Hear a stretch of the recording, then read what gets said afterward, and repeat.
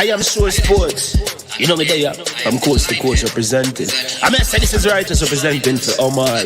You don't know, come get the sports over here from near and far. Boy. Me say I am sure sports, one thing me sure about. When me say sure, that me not doubt. Come get your sports, get it over here. Come subscribe, repost and share. I am sure sports, one thing me sure about. When me say sure, that me not doubt. Come get your sports, get it over here. Come subscribe, repost and share. If me not sure, that me not say it. Know who score, that me not say it. Never know the game play, that me not say it. If me never seen a game, me no know who play. For your sports news, better come over here so. For your soccer news, then come over here so. If you don't love sports, still come over here so. For the day done, you are gonna love over here so.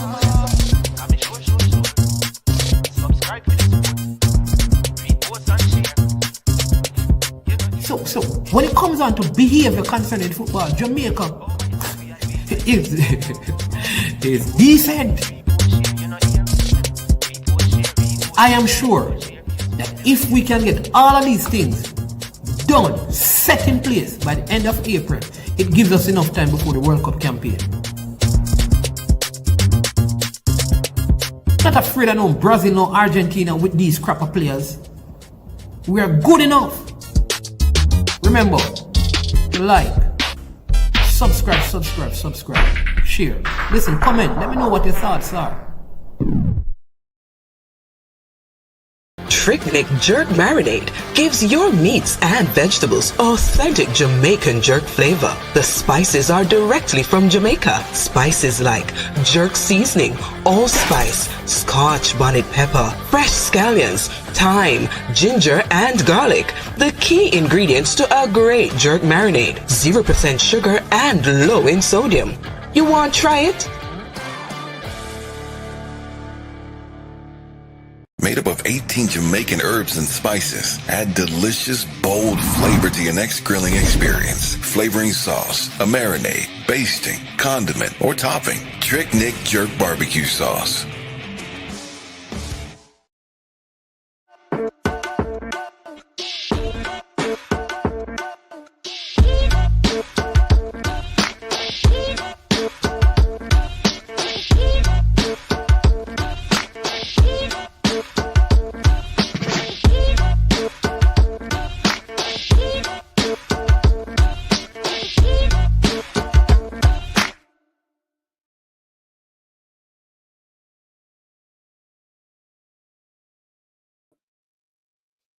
All right.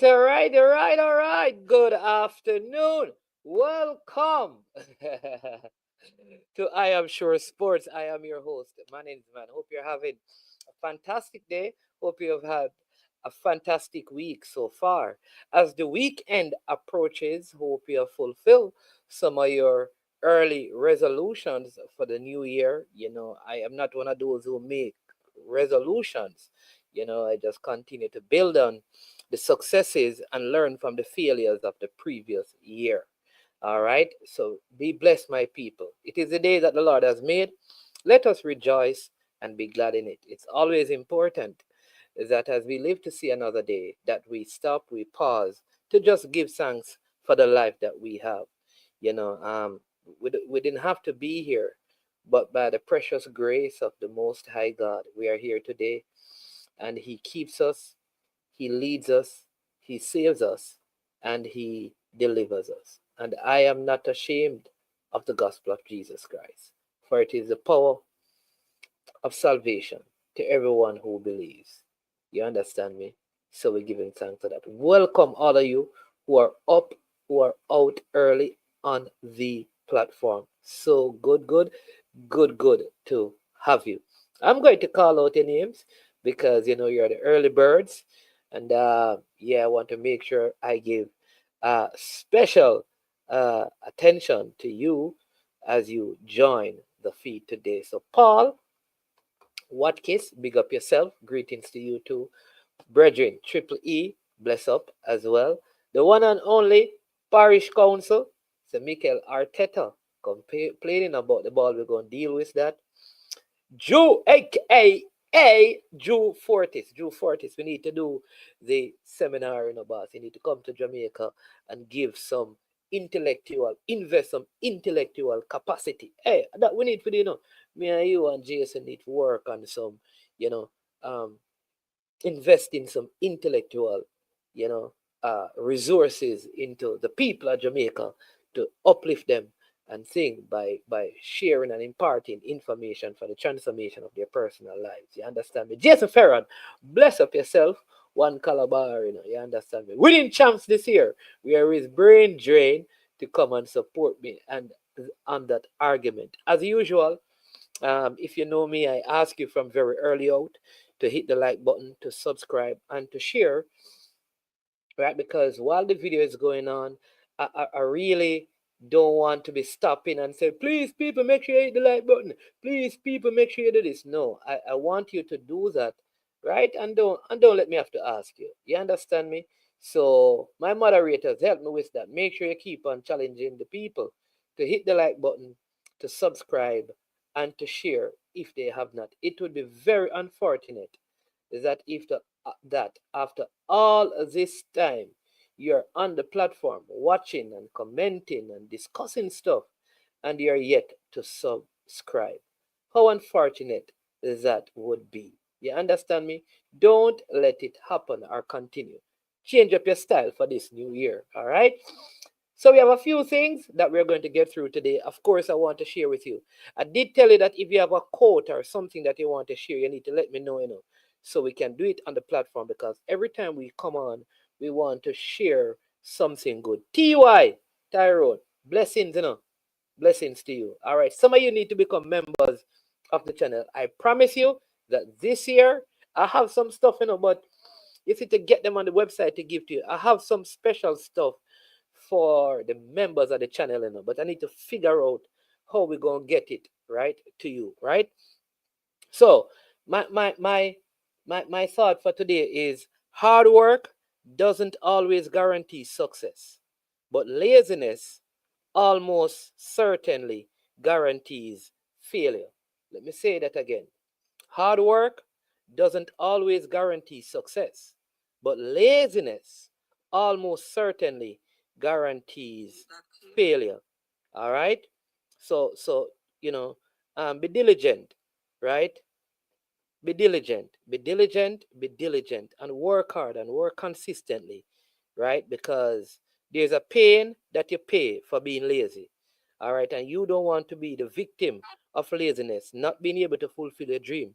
Success, as well, you must know, is that success is no accident. It is hard work, it is perseverance, it is learning, studying, sacrifice, and most of all, success is love of what you do, what you are doing, or learning to do. All right, so that is where you find success. That is how you have success. All right, so don't keep on working hard, keep on believing in your dreams. All right, study to show yourself approved. You understand me? In all that you do, always be a learner, right? I mean, as the year started, I started out reading a book, and I want to read 12 books this year. I normally do more, but every month I want to read a book, right? So make sure you read a book. Some of you are very good at listening to stuff, but listen to those things as well. If you can't read it because you don't have the time, play it in your radio, play it on your phone and listen, right? Because readers are leaders, You have to keep on learning and keep on growing. So please, please, please improve yourself. Be better this year than you were last year in your marriage, as a father, as a mother, as a brother, as a friend, as a co-worker, as a owner of a company. Promise yourself that this year I will improve, and I will also add value to the people who are around me, right? We don't go up the ladder by ourselves. We go up the ladder with other people. Every step we take, we have people who are beside us, who we are pulling. We have people above us who we are drawing, we are holding on to, and we have people who are below us who are holding on to us. So we must progress as those above us go up, and those beside us go up with us. And then those below us, they see our progress and they join us in that bid to improve the quality of their lives in every single way. All right? I had to get those things out the way. All right? As usual, if you want to call in, you at the 30-minute mark, you will be able to do so. Just to let you know, however, we have a live interview from the U17 who are still in Mexico, though they were knocked out of the tournament yesterday. They played another U19 team and they were defeated by 2-1. This is in preparation for their competition, which begins in February. And because of their good play, they have been able to secure a next friendly game against, I believe, Guatemala. So we'll hear from that when we have a representative from the U17 team that you can even call in and ask them questions about what is happening and based on what you saw from the games that you watch. All right. We're going to talk some JPL. This week, I got some information from a parish council who at some point in last year, he made an observation that there was a game in Jamaica, I think with speed, and there was an issue with the ball that he had brought up. And so I rubbished it at that time. So then recently there was a game with Arsenal in the Carabao Cup against Newcastle where Mikel Arteta came out and complained about the ball. And parish council was basically saying parish council was right, because even the coach of the team that I support came out speaking about how the ball may have affected, the team's performance or play. Parish council, let me just let you know, I am in total disagreement with Mikel Arteta. The outcome of that game had nothing to do with the ball because both teams had the same ball. Newcastle, in every department of the game, outplayed Arsenal. And it is on that merit that Newcastle won the game. When Mikel Arteta did that interview, he was not making an excuse. He spoke about where his team needed to step up, where Newcastle failed, and then he just made a little comment, a side comment about the ball that the media took and made a big deal out of it. All right? All right. Yeah, man. So when the under 17 people come on, you'll be able to talk to them about that parish council. Big up yourself, Daniel Smith. Blessings to you every time, man. All right. Blessings every time. All right. So had to deal with that, and so at the 30-minute mark, parish council, you can come on and bring some clarity. The JFF also made a hire. Yeah. Yeah. The JFF made a hire. They hired someone to run the marketing. Alex, bless up. Alex was watching those games. Every time I tune into the under 17, I saw Alex is watching with you. Big up, Issa Allen. Bless up yourself. Man of God. You understand me? Yeah, man. I love this channel, So many persons out here serve the Lord. Men who serve the Lord with gladness, and they're not ashamed of their faith in the Most High God. Big up yourself, Issa Allen. You understand me? Man who preach and teach, When I see my behave, but you see, someone on come at my and say, man, is you're a pastor, and that is not all pastors who behave, Pastors are humble and mild, Issa Allen is a pastor too, You understand me? Jamaican Hollywood. Yeah. First I seen that name. Big up yourself. Fabi Frano over there, in St. Martin. Bless up yourself as well. All right. Now, I need to read something for you. All right. So let's deal with the issue of KSAFA. Jeremy Lee, bless up yourself, man. A long time I don't see them man here now.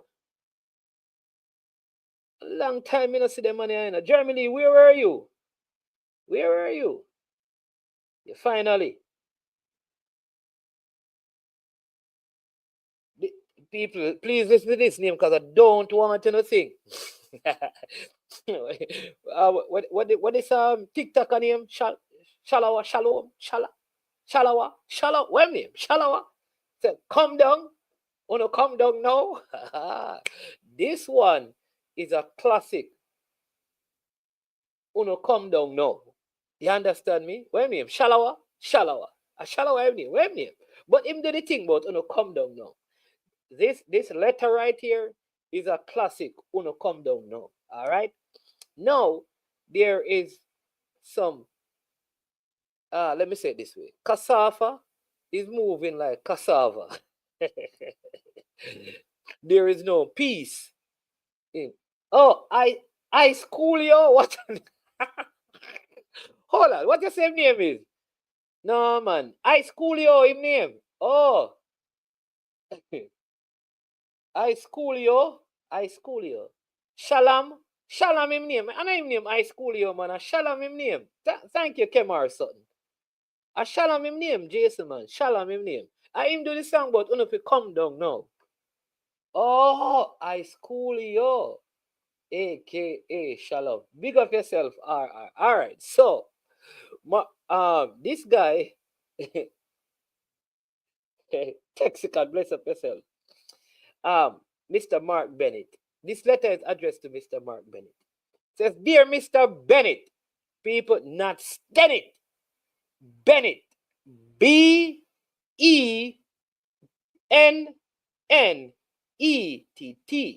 Mr. Mark Bennett is the president of Kingston and St. Andrew Football Association. For short, it is called KSAFA. It says, after careful thought and consideration, I have come to the realization that you, along with your supporters, lack candor and also respect for the Constitution that is there to guide the association in its operation.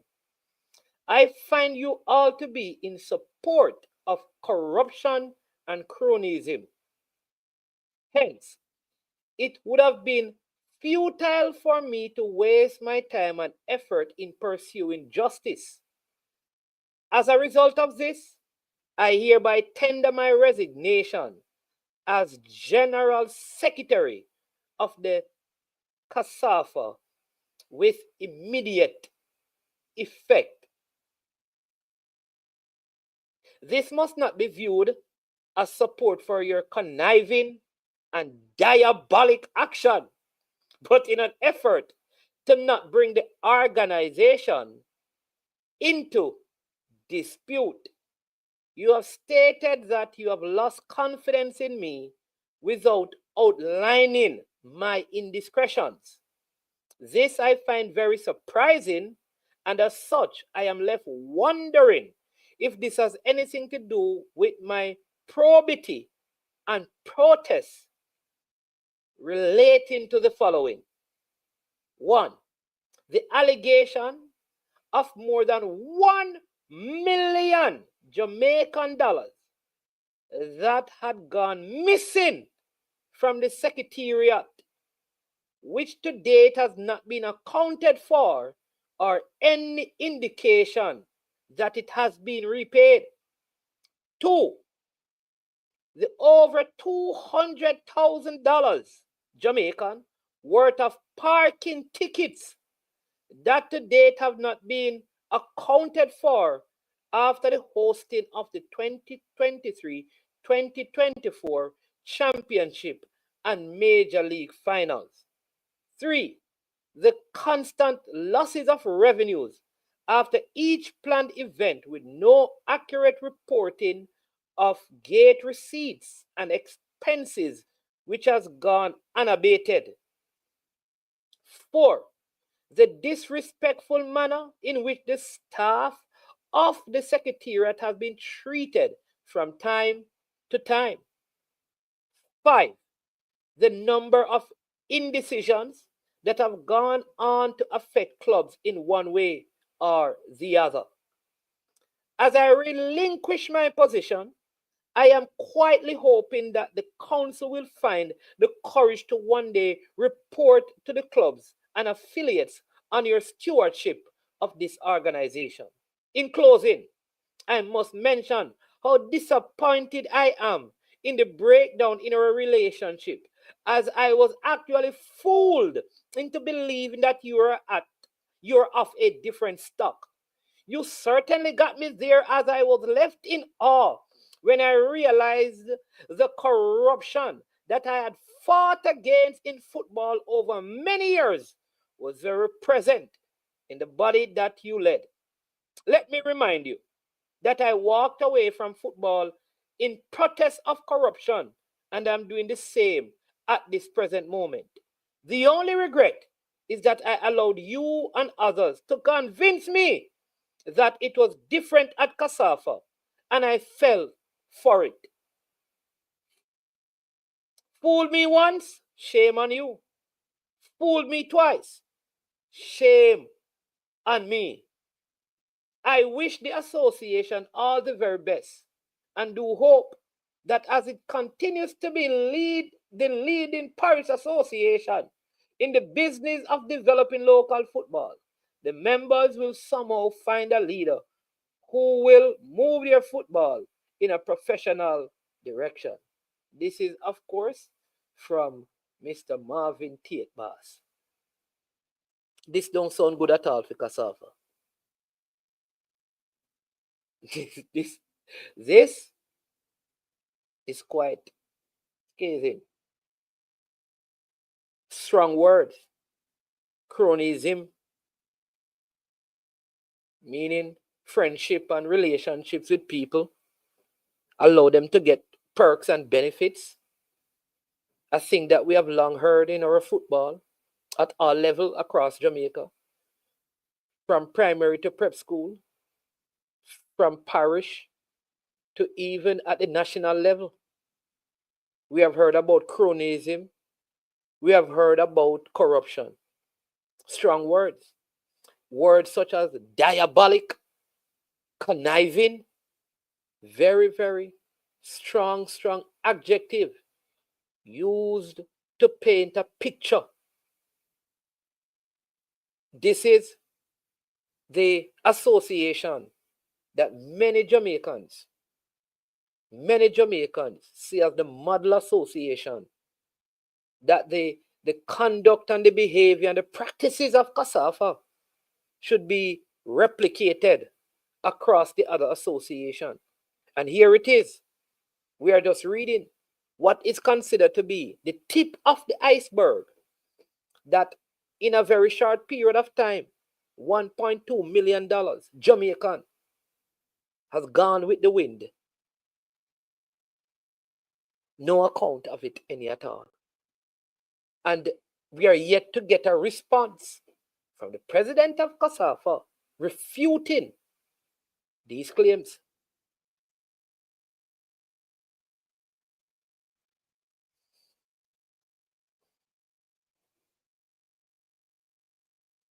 It makes me want to believe that football in general, from the highest level, meaning from FIFA all the way down, that cronyism is going to be a part of it.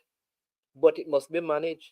Conflicts, possibly, will be a part of it. They need to be managed. Corruption, possibly, is a part of it, and it must be managed.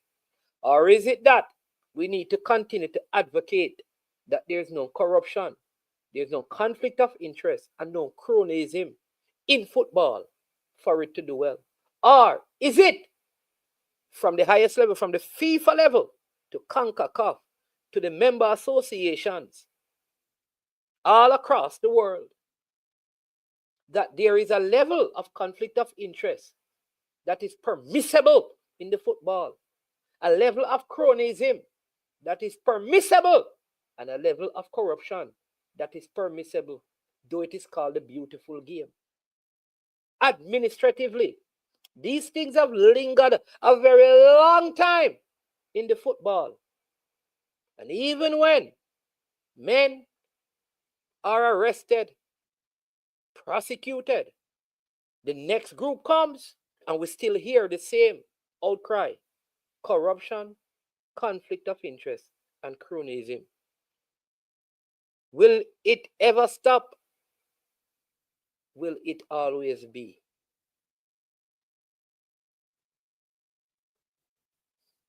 Now it is interesting because some of these persons in KSAFA, associated with KSAFA, were actually vying for position to be at the helm of the national football. And the good book teaches us that one should make sure that they manage your own household well before they go out and practice and teach others.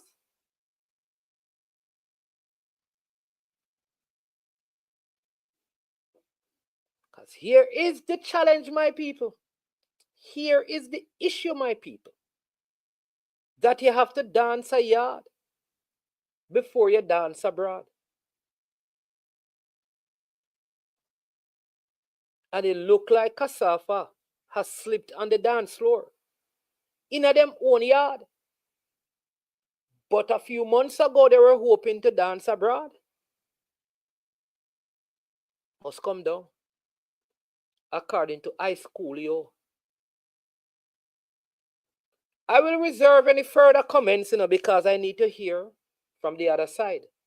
Because there is Tate side, there is Bennett side, and then there is some other side in between them both.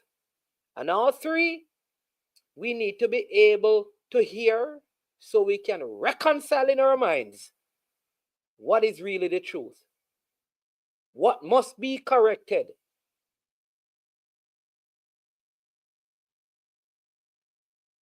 I like Duckland's word. Maybe we should have it coined in the next edition of the Nelson's Dictionary. John Cronism. That is what it is. John Cronism. All across the length and breadth of this blessed island of ours. From the highest echelons of our society to the squalors in our society. Cronism. Nepotism. Conflicts of interest. And corruption. And maybe we need to train our minds to accept these things as the norm. And I'm bringing up this in light of what has just happened in the United States of America, where the next sitting president, the president-elect, Donald Trump, was charged. So now it means that he's a felon, given what transpired. The court still went ahead and they charged him. Not only did they charge him,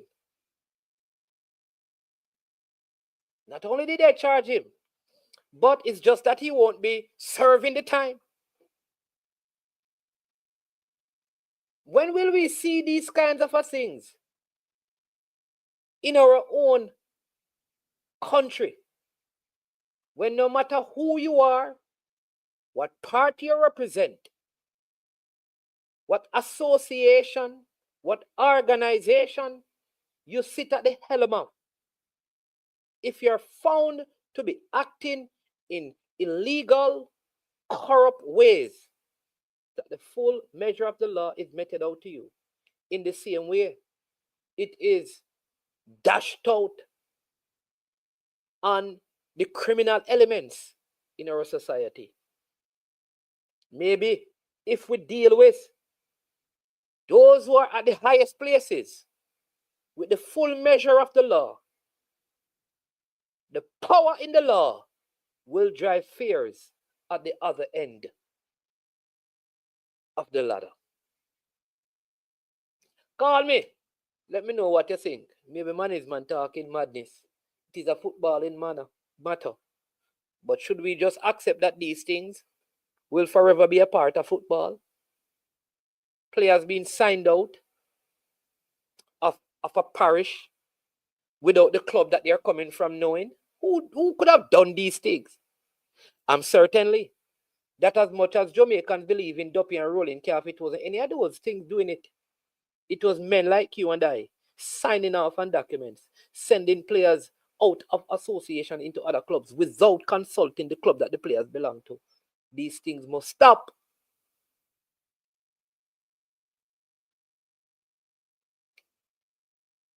I see here KSAFA held a special council meeting last night according to my sources. And if BAM Sport say it, Bomb Sport is right. They had sought. That sought should be but let's see. Legal advice, and I will and I'll be making a statement based on the nature of the allegations made. I would hope they would do so, because these are very scathing remarks. These are bordering on the kind of comments we heard from the last coach of the national team, Mr. Emir Algrimson, who spoke of the environment and the people as being unprofessional. Not the best environment he has ever been involved in. But the truth is, in life, we must blame no one for a daily misunderstanding. That whenever we take up ourselves and put ourselves in position, we, in taking up jobs and offers, we must know where we are getting into. And when we get in there, if it fails, do not complain.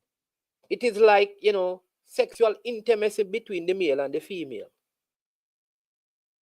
When you're going to engage in those activities, it would be wise of you, if it is unprotected, to find out if there are any sexually transmitted diseases.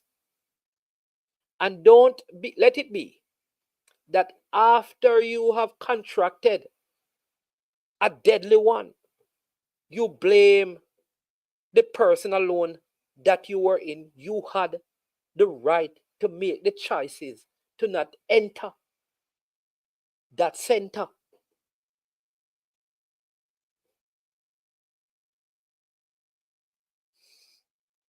Mr. Martin, I'd like for you to call in and tell me it wasn't so much money, the parking ticket. My understanding is that the parking ticket was over 200,000.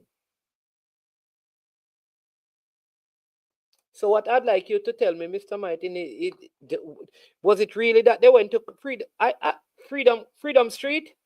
Well, obviously, if they went to Freedom Street, then it wasn't free at all. Gunners, big up yourself. For if a man know not how to rule his own household, how shall he take care of the church of God? There you go. There you go, sir. So, in paraphrasing it, is that if you can't rule your own household, boss, you're worse than an infidel. Some text says it that way. Duckland says, where there are allegations, there must be alligators. Yeah. This is a very good question. If these allegations are true, will there be any arrest? I just understand that Mocha raided an entire section of a parish council somewhere in St. Catherine, I believe. These are the things we need to see. We need to see people, when there are allegations and they are supported by facts and things, that I believe that people need to be brought before the court in the same way the people of the United States of America were not afraid to bring Mr. Donald Trump before the courts, though he is going to be the next president. Mr. Hyatt, big up yourself. Over there on KLAS FM 89 on Saturdays are Omega Radio. Big up yourself, preacher. Next man of God. This is why I love this channel, because there are so many strong men of God who come on this channel and speak. Not people like, because Brian is a Christian too, He ain't going like he's not, but every Sunday, he wife metro and go to church, and he step right up our front bench. He serve communion with pastor.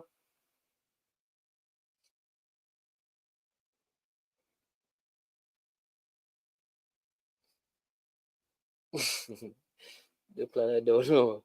I don't know. I don't know. Yeah.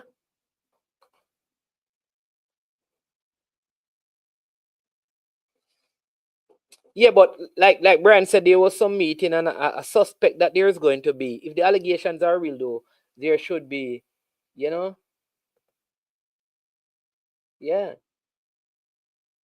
Yeah, man. Yeah, man. Yeah, man. Nice, man. Good youth, man. I have an interview and I Am Sure Sports, too.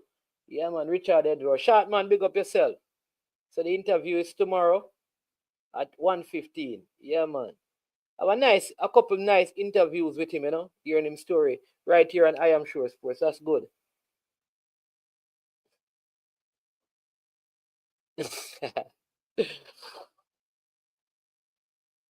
Yes. Bam Sports. Call in and tell us what's going on. What's going on in the transfer market, man? All the minor players, them getting transferred, but the major players sticking it out. I hear that Richard King, the rumor mill has it, that Richard King could be moving to Rangers. You understand me? I don't know. I hear people branding €1 million as the fee. That would be significant if it is so. I think after that, Rudolph Speed can go into retirement because the amount of money he win last year and he started, if the first move for the year is $1 million for Richard King, he can shut down Cavaliers. You understand me? Yes, Mr. Speed. $1 million without having any sort of agent in the middle and thing straight into the coffers of Cavaliers. Eh? That's close to 200 million Jamaican dollars. What you do with so much money, Mr. Speed?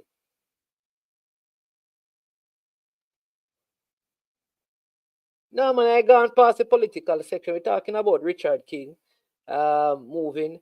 And one of my vloggers did something about a young player named Grizzly. My understanding is that Grizzly is moving to college. He's going to college. Congratulations to the youngster. Think he's going to college overseas. Everything has been, everything has really been dealt with. So he will be moving overseas. You see a couple of players moving here and moving there. So that's good to see in the league, But I want you to also call in and tell me, if you had the power to have one realistic signing for your EPL team that could change the course of your season for the good, who would that player be? Right? Who would that player be? And I want you to give me the reason why. Who the player would be and give me the reason why.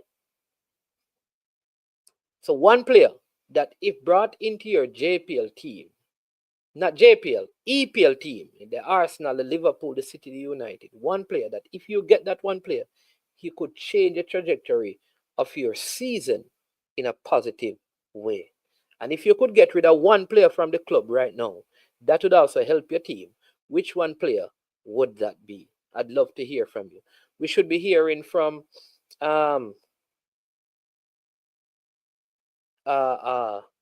that's one of the members of the contingent over there in Mexico, who will come and talk to us about what has been going on. Going on with the U17 team. Yeah, Nitro, bless up yourself. That's who you take. All right. The Egyptian, Omar Marmoush. Yeah. That's a striker. So if you get him, you have Kai Havertz, you have Gabriel Jesus. What do you do? Where do you play him? Who do you bench? Who do you get rid of? Because that is added salary, This financial stuff in the league is very difficult to maneuver now, Because I want you to know that even Aston Villa are still in some problems and may need to sell players. So you have to be very, very mindful of that. So let me know. Whose is this? Yeah. All right, Gunners. Bench them too. You have to get rid of one, man. You can't bring in. You have to sell. Oh, you'd sell Gabriel Jesus. All right. Gunnar say he's taking from Napoli, the Napoli striker, yes? Yeah. I agree. I listen, I don't know. Gunners, you and I agree on that. I don't like Trossard. I just don't think he's an Arsenal player. I don't think he's good enough to start in Arsenal team. I don't like when he starts in the Arsenal team. I don't think he offers much to the Arsenal team. So I would get rid of Trossard. I agree with you. That is the player I think Arsenal need to get rid of. Leandro Trossard. He has always, every time I've watched Trossard, he has always have an attitude when he doesn't start. And it's the same reason he used to give problems at Brighton. He has brought the same attitude he has with the Belgium team. Yeah, I don't like him. Mr. Wayne Thompson, how you doing, man? Happy New Year to you, man. This is one of the good, I will say, former presidents, you know, because he was over there. You know what he did? He stepped down. He could have won again. He's not as old, but he just relinquished the role to other people who he has been training. That is the way football should be, you know. That part of your leadership is to leave a legacy. That you must always, good leaders replace themselves. If you can't replace yourself, you're not a good leader. Good leaders always replace themselves. You must train people so well so they get you. In other words, you must train them so well so them get you out of the job. Anytime, man. After the show, you can call me. You can always talk to me, man. You know it, Gordon, man. Always available when I'm available. Man of Steel, we're waiting on you, know, BAM Sport, because we have the people from over in Mexico who will be calling to talk to us. All right?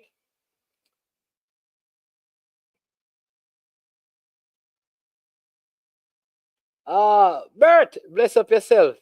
Bless up yourself. Bless up yourself. Yeah. Tough game. We haven't even spoke since Bert, since your last game against Manchester United. But we have here. Oh, I can't even see. Is that Kerry James? Is that dark? Is that a dark? Is that Kerry James? I am telling you. Man, take out the people want to see your eyes. There you go. Oh, I brought my glasses. oh, so, you know who is sitting right here? If you hear, this is my name, man. I know you're not seeing it. Hearing my voice, but it's really me. It's not an AI. I can see when I put it on. Okay. How you doing? Good afternoon.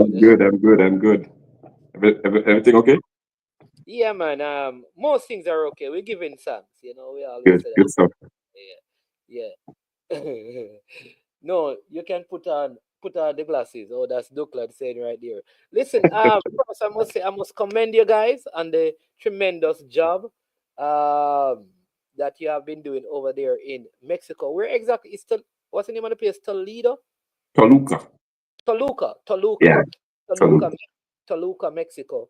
Where the U17 are in a pre-tournament kind of competition, which is in preparation for the qualifiers that begin at the beginning of February, which is really just a couple of weeks away. So you played 4 games, 1-2, lost 2. You lost in this quarterfinals 2-1, which was yesterday.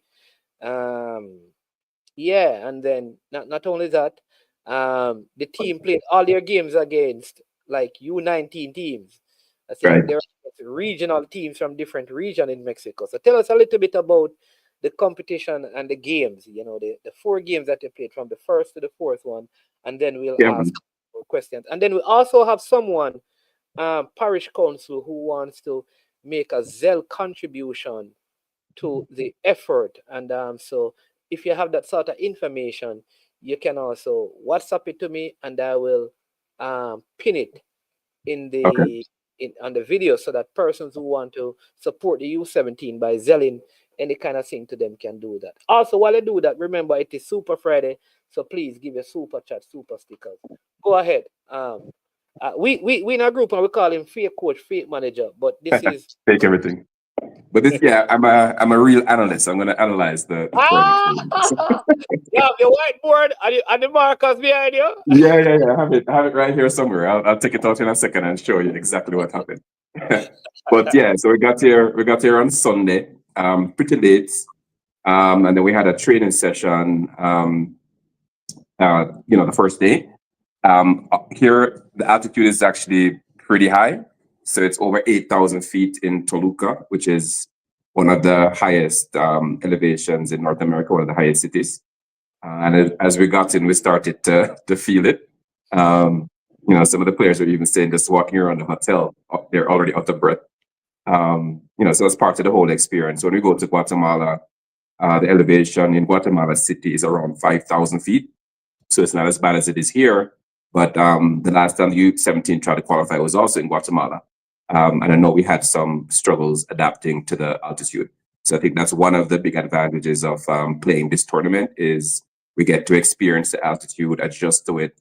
And I think we've done a good job of that. So, you know, we played, like you said, 4 games, you know, 2 wins and 2 losses.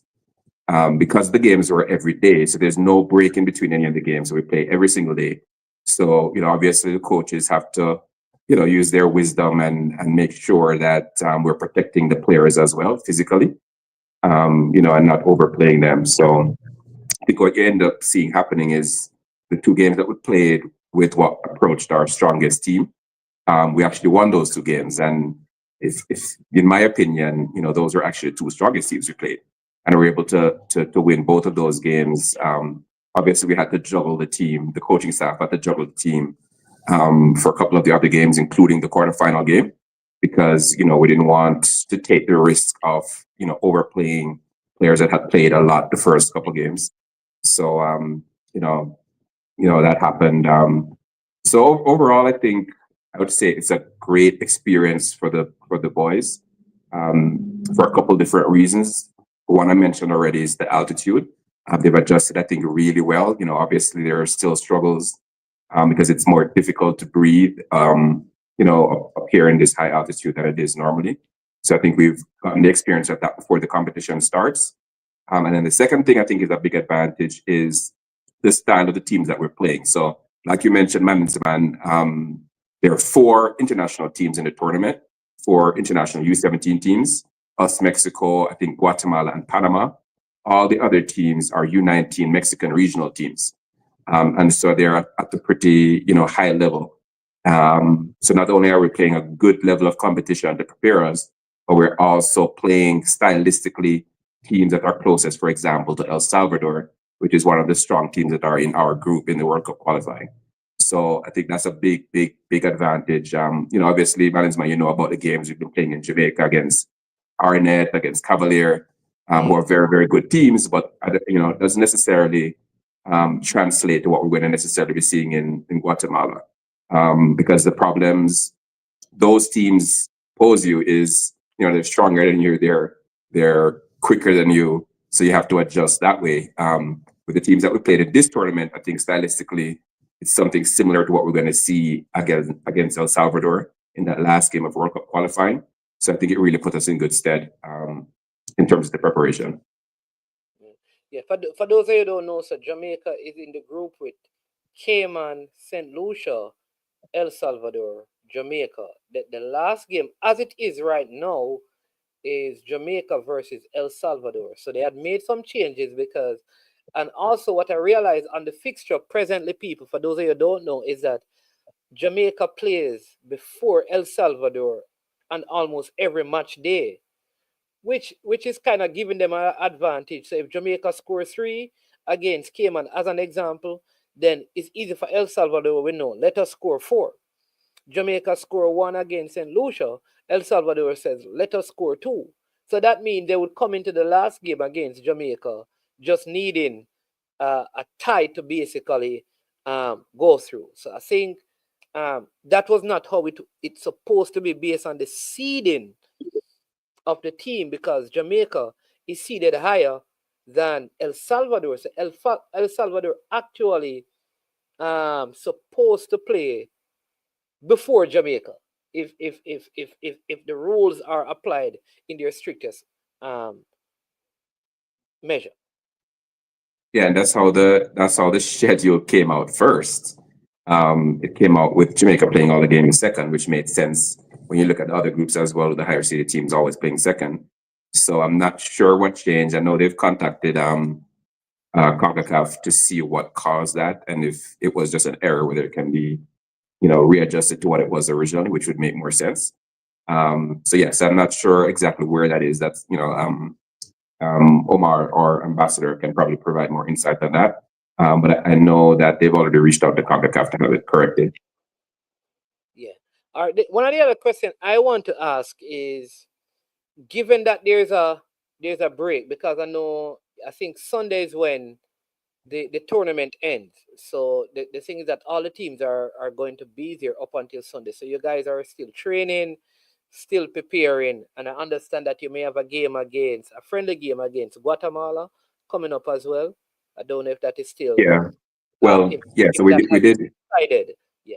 Yeah, we did practice today. So we're just getting back from practice. I just actually ran up from the lunchroom. So you're having lunch downstairs now. So we decided to still, have a practice because obviously, it's kids, right? So, they're disappointed that they didn't win the tournament. Even though the coaches have to, make sure they understand, and I've heard them speaking to them about it, that the purpose of the tournament is not necessarily to win it. The purpose of the tournament is so that we can have success in Guatemala in a couple of weeks' time.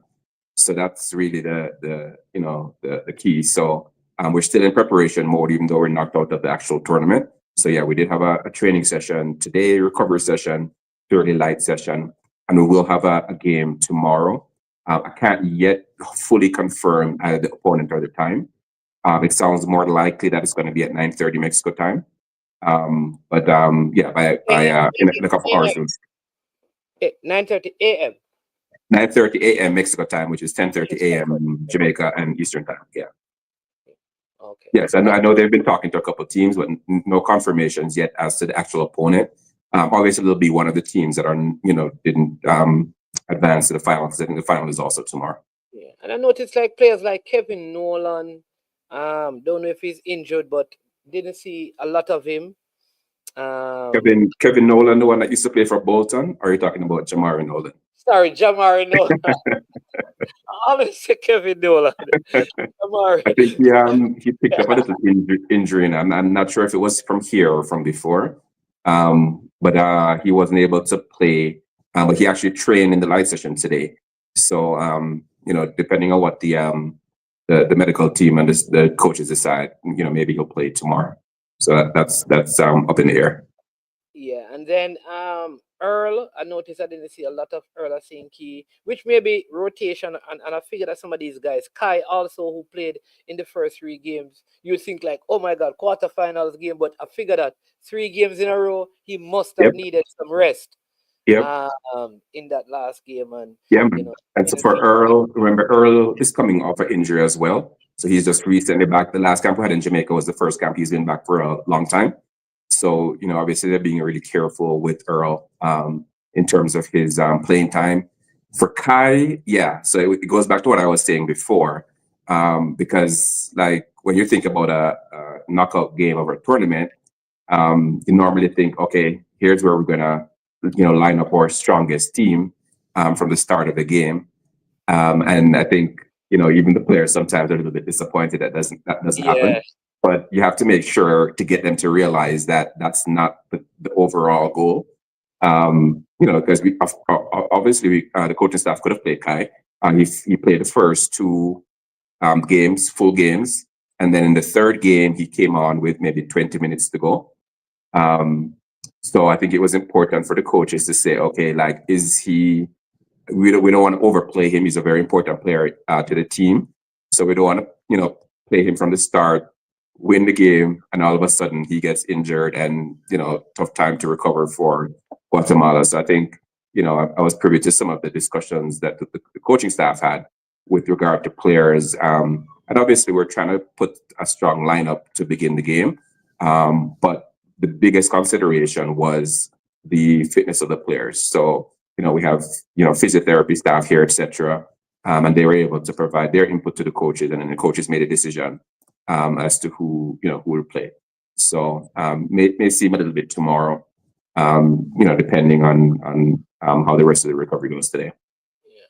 All right, we also have BAM Sports TV who has joined us. Welcome, Mr. BAM Sports TV, the Fabrizio Romano of Jamaica's local Premier League.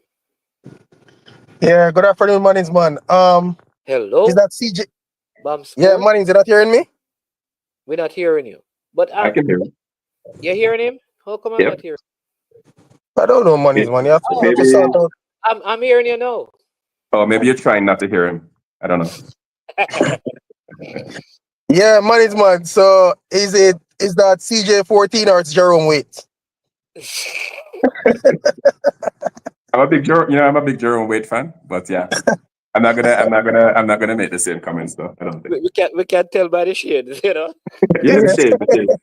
I have my bag as well, and it's here somewhere in my backpack that Jerome Wade normally has. Yeah, with the That's dark true. glasses. He always have on his backpack, you Yeah, know. He's man.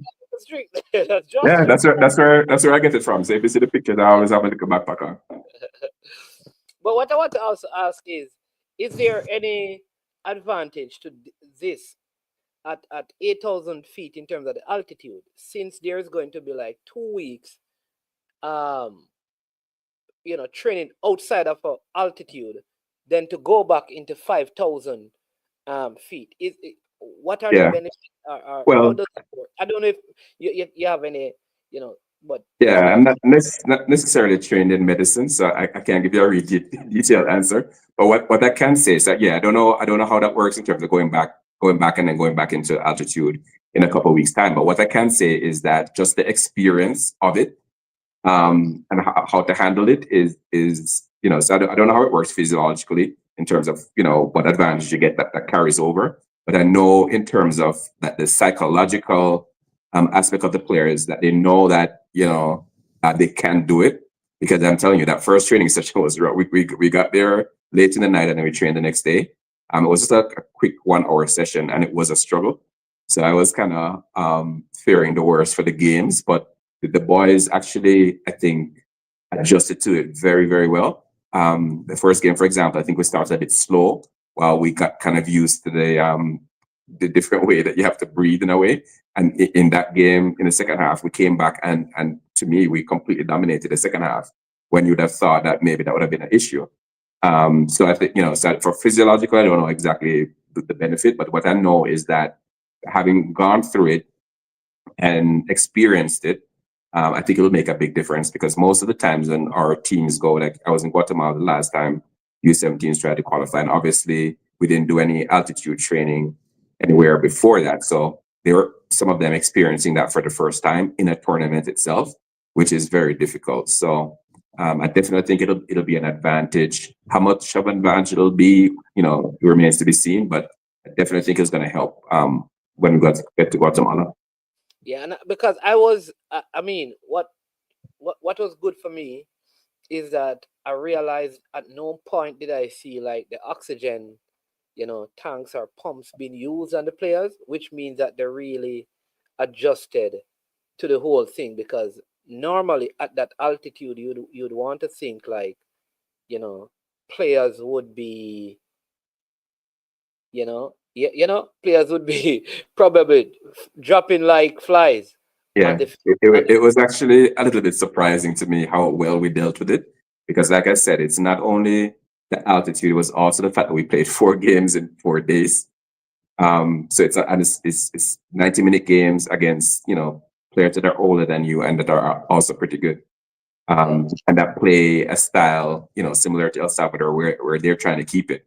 So if they're trying to keep it, you have to try to get it, which can take a lot out of you. So I think, the fact that we were able to navigate that, I think the coaches actually got also a lot of information as to how to handle some of these things.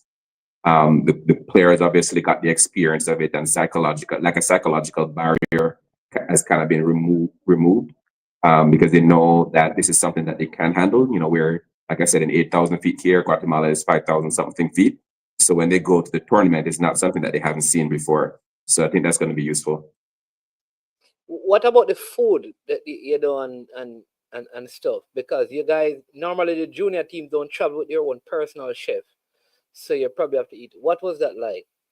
It's been pretty good, kudos to the ambassador Omar for organizing, and obviously the JFF. But the meals have been good. Breakfast, lunch, and dinner. Variety to make sure that they don't get kind of tired of the food. But I think it's been good. I think the players have also adjusted to the food.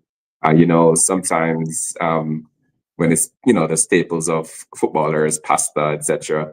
maybe some of our players may not necessarily be completely used to it. But I think they did a good job at the hotel with the variety, so that everybody felt comfortable what choice they had to eat. Yeah, I'm going to open the floor for BAM Sports to ask any questions. But let me just take a couple of comments. I see Ryan LFC Elite Sports. Welcome, thanks for joining. I also see Cranky Live saying bless management and panelists. Bless up Cranky. DW says, so are we going altitude training?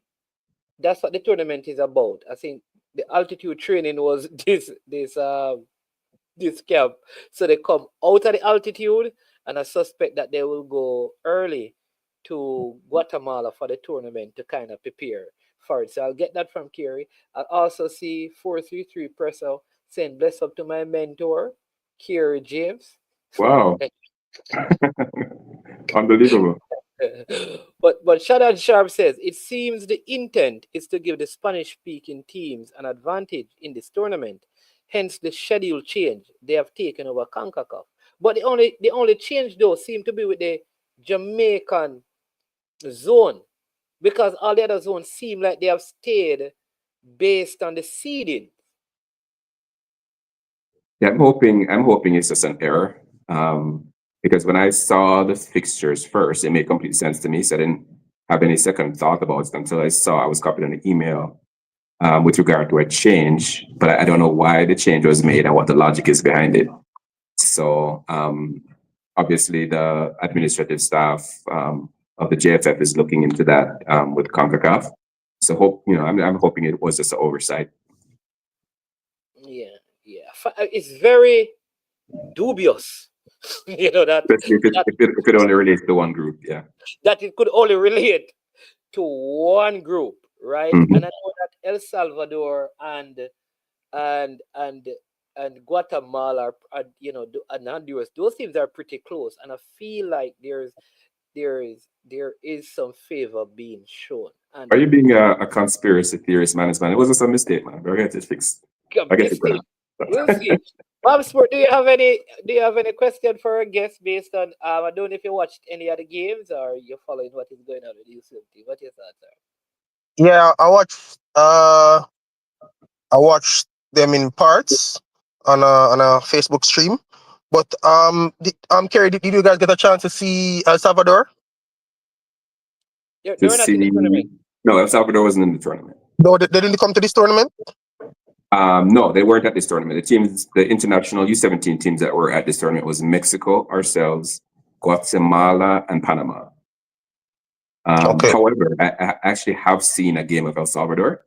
So searching around the internet, and there was actually a game posted where El Salvador played Nicaragua. So yeah, we were able to provide that link to our coaches to have a look. Okay, cool. So from this, I mean, I know you're not the coach. I don't know if this is your lane. You can plead. I'm not the coach, or I'm not a coach. You talk about U17. Oh, the U17. Okay. Okay.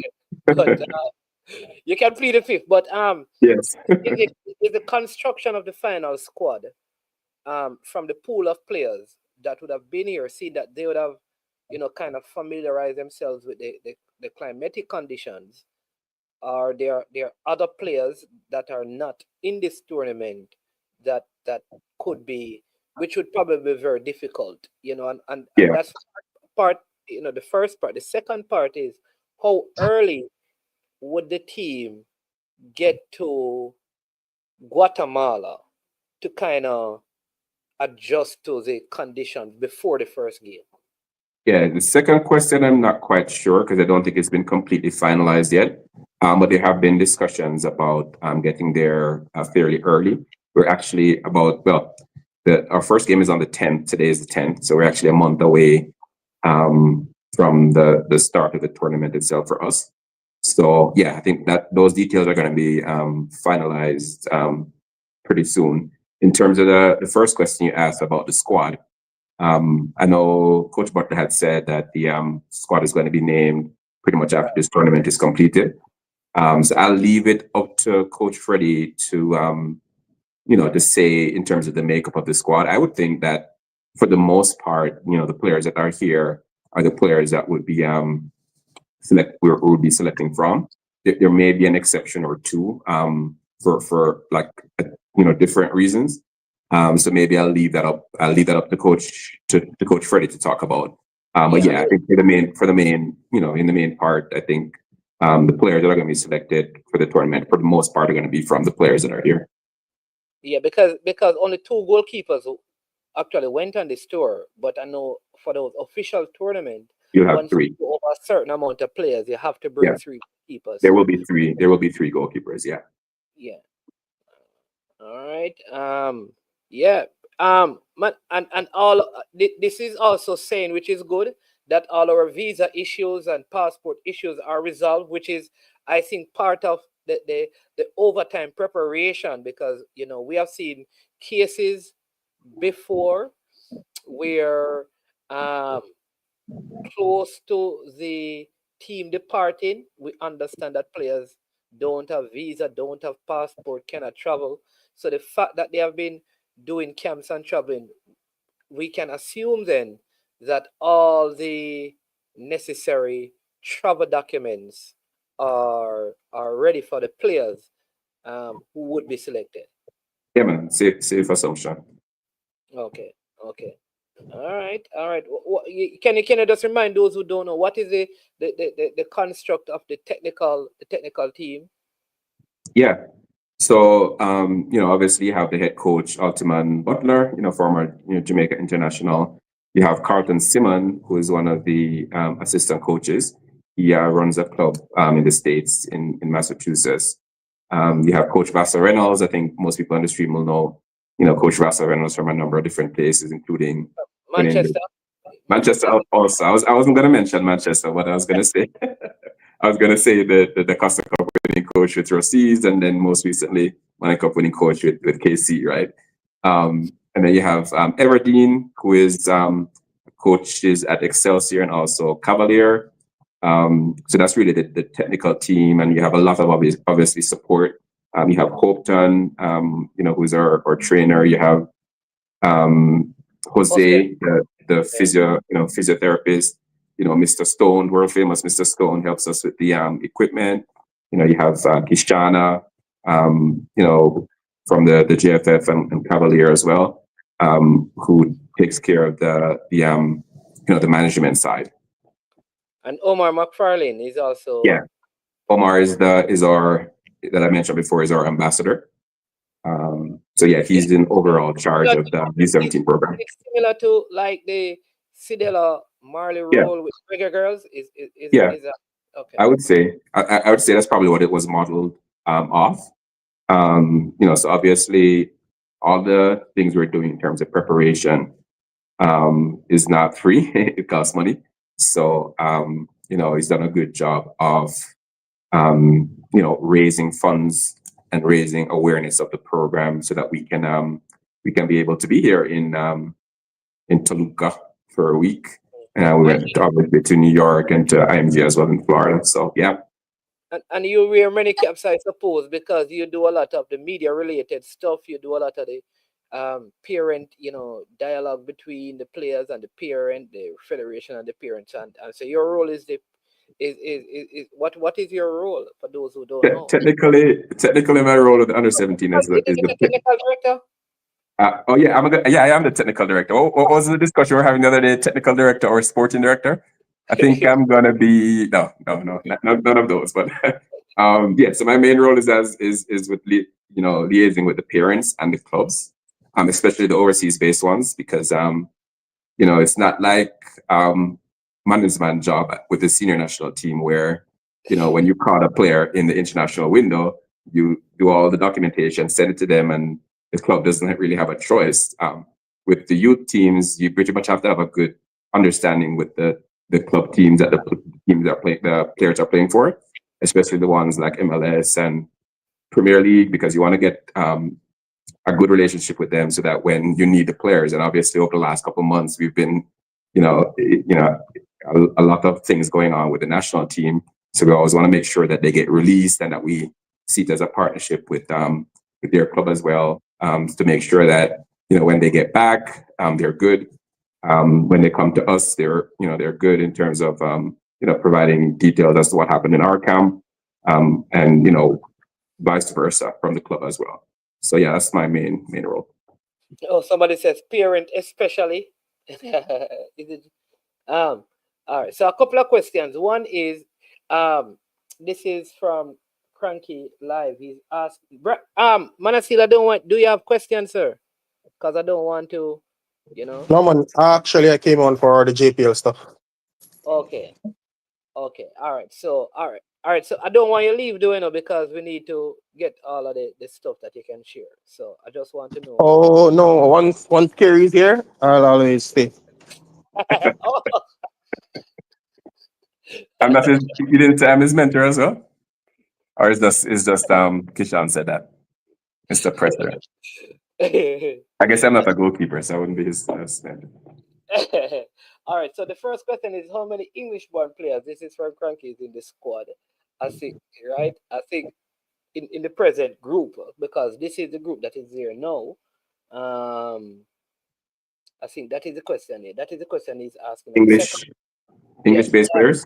Yeah, and then why isn't the GFF covering the funding? Is the second question that he has. I don't know. Okay. First question is the answer would be 2. Because there's a player that's currently in. I don't think he's actually finalized a contract, but he's training with a Premier League team, and then we also have a player from Tottenham here as well. So 2 English-based. The second question you had about the GFF funding, that one is about my period. Yeah. All right. So let me just expand that question. The present composition of the team that is in Mexico. Yeah. What is the balance of it in terms of players from Jamaica versus players from the diaspora in total? So there are 24 players.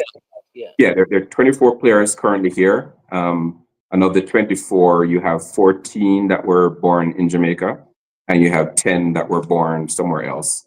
And then obviously there's some that were born in Jamaica that are now playing overseas.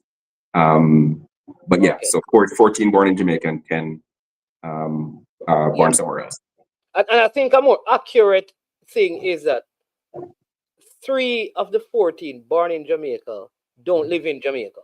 Right. So they don't live in Jamaica because their parents took them abroad to. Yeah. So in some cases, at least in one case, for football reasons. Yeah. Yeah. So if you really look at it, then you'd say that the balance of the team is, it leans more towards players who are not presently playing in Jamaica in like the schoolboy football setup and thing. Yeah. For example, you have Zinedine McLean, who people remember from JC. He is actually now playing in the States, in Florida. So yeah, you have a couple players that were from. Is it Tivoli or Denham Town? What's his name? Yeah, that's the player that scores all the goals. That scored all the goals in this tournament, except for the one that scored, is Seymour Reed. Yeah, so he's from the Tivoli area, and but he overseas, no. Yeah. So he played as a boy in Jamaica, and now he's overseas. Yeah, he's now just recently, just for this season, started playing with New York City FC Academy. Okay, and someone did say that there's a player from, is it Spain or Holland or one of those places? Yeah, there's also a player that plays in Holland. So his family is from both. He has one parent that lives in England, one parent that lives in Holland. And he's currently playing in Holland. Yeah, that's Nemani. Nemani, right. Yeah. All right. So the other question is above Gary's pay grade. Yeah, but it is really, when you look at it though, the truth is that this kind of intense preparation, which is why I always say on this platform, if you can support the U17 with contribution, you should do so, because the kind of preparation that they have done in terms of the amount of travel of the coaching staff who they reside overseas, and a lot of the staff and the players, to move them to Jamaica is difficult. And to move the players from Jamaica overseas, there is a cost to it. And this has been going on for more than a year. When you look at the the identification part, where you're identifying players in the early stages to, slowly bringing a team together, to traveling for camps and playing games. It has been over a year, and like you said, it is just good-hearted people who love the football, both locally and overseas, who have given to some of this. And maybe if it was dependent on just resources from the federation, they have played their part, because if you stay at the center, it's at their expense. You understand? When you're in Jamaica, a lot of the stuff is at their expense, really. So they have played their part. But if it were dependent upon that alone, then maybe the preparation would not have been the way it has been, which gives us hope that there is the probability of us qualifying are very, very, very, very high. So keep up the good work, man. Yeah. Bam Sport. So Kerry is going to listen to you talk, because you have been listening to him. Talk to the people. Unless if you have a question, people, for Kerry, you can call in, and I will take your question, so you can call in and let me know. I just got this. Paul of Kingston College, he's a number 4. He has been nominated, voted as the Manning Cup player of the season. Yeah. Interesting to see where he'll go. But Brian, go ahead. Which team will he be going to play for, Brian? Bam Sports? Management, which team will who be going to play for? Paul. I think he plays at Kingston College, because he's the Manning Cup player. Kevin Paul? Huh? Oh, the Guyanese player? Oh, he's Guyanese? Yes. Okay. Yes, yeah. I'm not sure. Player of the season in the Manning Cup. I couldn't say which team he's going to play for, but I'll definitely make some checks and see if I can come up with that information. All right. See that you can't speak on KSAFA, you can speak on the under 17. Take over the JPL news. Yeah, man. So yeah, the reason why I reserve my comments on the KSAFA thing is, once I'm start talk about cronyism and money and them thing there, yeah, I really want to get involved in the conversation there. Needless to say, why? it's really a sad day. You're not involved in it, so why wouldn't you speak about the letter? No, man, I'm just saying I want to keep my thoughts reserved at this time. But needless to say, it's a really sad situation though. KSAFA has been seen for many years as one of the leading federations or confederations in Jamaica's football. So, it's kind of, and they have also been the ones to, try and hold other people accountable, the JFF. And yeah, it's kind of sad the way it is now, but I guess we'll see what the outcome is based on their response, which I think is a little belated. But I'm sure they have prudent people there who's advising them. So yeah, I'll wait and see what their response is. As it relates to the JPL, yeah, JPL is going good. Go ahead. I think. Oh, geez. All right, go ahead, Brian. I think we have a caller, but go ahead. I'll connect them. Go ahead. Yeah, some good games coming up this weekend. The transfer window has been going good. Have some more transfers that I will be releasing later. All things being equal. Don't release them over here, let the people go about support, Just talk about what. Yeah. I'll post them on my channel. And so that's where they're gonna be, people. So yeah, so far I think some pretty decent moves. See some of the players that were good players in the schoolboy football coming in. There's a player from Froome that's now at Racing. Made his debut, even though Racing lost that game, but it's good to see him in the top flight. There's a player from McGraw who is at Mullines. Well, I think there are a few players from McGraw that is at Mullines. And then you have players from Stats who play for Cavalier and stuff. So yeah, it's good to see the young players coming in. I saw the KC keeper too. He's at Dunby Holding. So yeah, it's good to see the young players coming into the Premier League. Hopefully they can go in and and make a name for themselves. And you know, there are some national players that should be coming back, maybe coming back to play in this January. So yeah, let's wait and see how everything unfolds. Um, I think well, I don't think the JFF hired a new marketing manager who was the marketing person for the PFJL. So I'm not sure who's going to take over that role as yet. Her name But Avery Campbell. yeah, she was the sponsorship and marketing manager for the PFJL, but she's now with the JFF. So I'm I afraid. don't know if those two I will I work don't want hand in hand. I don't want to mention her name, and I'm afraid. Why are you afraid, Manis, man?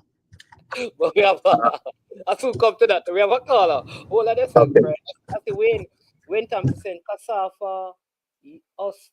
I don't know what I don't understand this person. He says this organization has built a foundation for all to model, which he's saying KSAFA. Well, we will. I don't want to get Brian involved in that because he can't speak to it. But we have Cranky online. Cranky, welcome to I Am Sure So, Sports. Manis, man, the Wayne Thompson in the comments is the Yeah, St. man. Thomas president. Yeah, former president. He stepped down and gave over the leadership to someone else. Yeah, that's it. Oh, so who's the president of St. now? Of St. Thomas now? Mr. Thompson, who is I forgot the name of the person, but Mr. Thompson, tell us who's the president over there. But I know he stepped down. He retired. Is it retired or resigned? But he kind of basically stepped down after several years, which is Okay. good because he could have won again. So he decided new leadership was needed and walked away from it. Okay. All right, go ahead. Cranky, go ahead. I don't know if you have question for me for Kerry James So, or for Bams. I'll make a statement first. Somebody walked away from a footballing position in Jamaica. Yeah, man. Is that the first time? Wayne Thompson. He walked away as a president of St. Thomas, and Lascelles Logan is the new president. Right. Yeah. He did say that. Well, He did say that when the next election would have come up, he would have walked away. But he said that he's there as a director still. Okay. No, I'm glad that we're trying to get new blood into the football. I think it's an imperative. You can't keep just recycling people, right? So I have a number of questions. I don't know how much time I got, management, if I have a minute or two. But I have two for Kerry. One is about performance, and one is about recruiting. I know that everyone is excited about the distribution. Maybe I'm a cynic. But the question is, we have 2 English-born players, but a number of US-born players, and some have migrated, and we have Jamaican-born players. Did we actively recruit the English-born players, or did they just come to us? Is the question, did we recruit the English players? Yeah, did we actively recruit from England, or did they just come to us because they knew about this? Yeah, to be honest with you, I don't know the answer to that because the invitations for the players come from the coaches. So I think the coaches will be better able to answer that, whether it was somebody that they reached out to get in contact with these players, or whether the players, or the other way around, whether the players contacted them. Right. Okay. Yeah, I mean that's an interesting question because I give out some intelligence about something. I want to follow up on that. And secondly, in terms of performance, when you look at all the teams that have played in the tournament, and I'm assuming they bring most of the squad they would have used for the qualifications, and you do a compare and contrast, how do you rank the teams in terms of performance today? You're talking about the under-17 teams that are in this tournament, right? Correct. Yeah. Well, I don't know if I could give a proper ranking because I really haven't seen all the games. The national team. Yeah, man. What I would say, well, I would definitely say Mexico #1 because I actually saw a Mexico team play. The first game they played before us. So I was able to see almost half of that game. So I would say Mexico, looks like a typical Mexican youth team. I know the last time we played Mexico at the youth level was under 15. So a lot of these same players, both for our team and for Mexico's team, would be the same players that we saw in that tournament in DR 2023.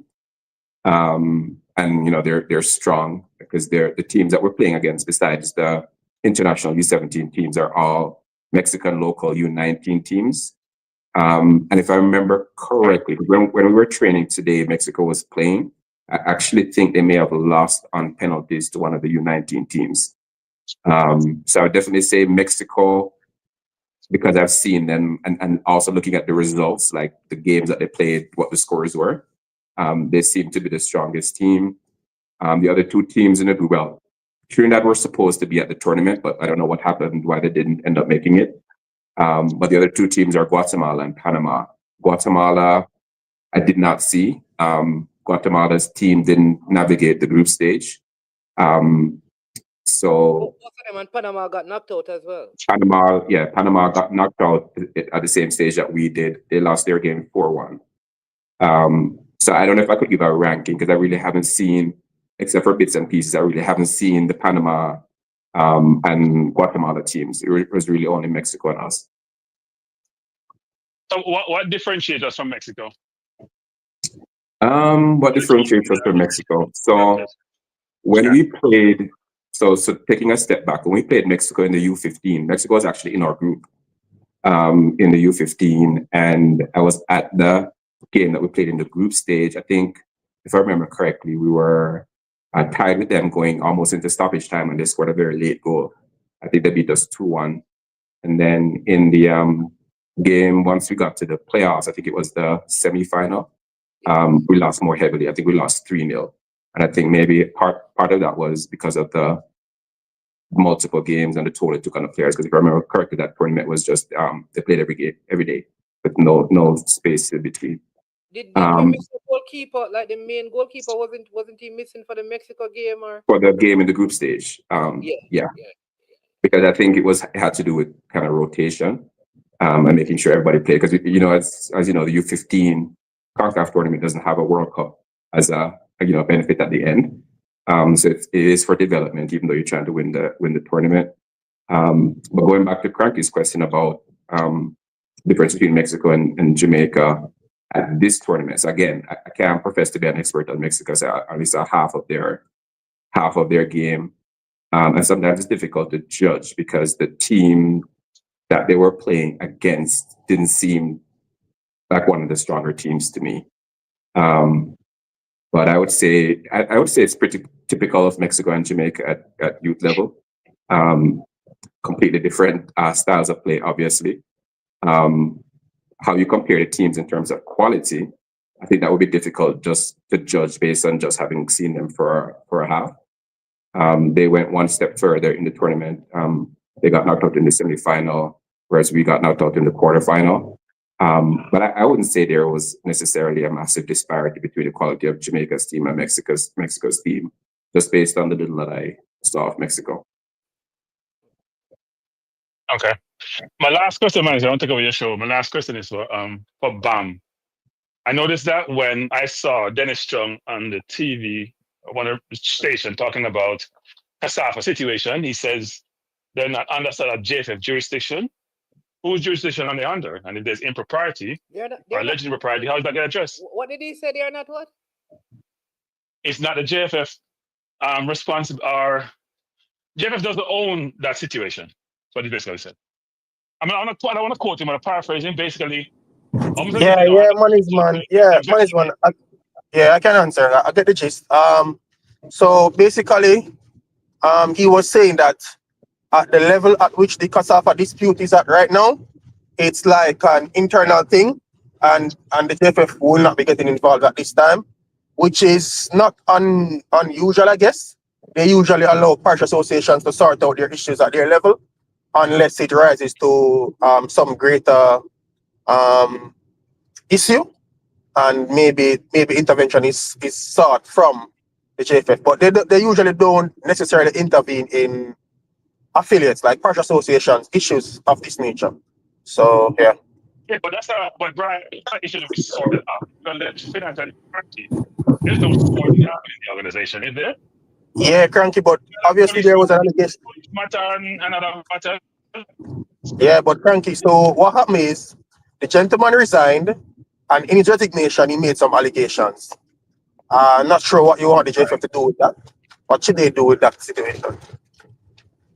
They should go there and tell KSAFA to show me your books and whatever. I don't know. No. If the allegation against the president of KSAFA, who's going to sort that out? The board, the president himself, how does that work?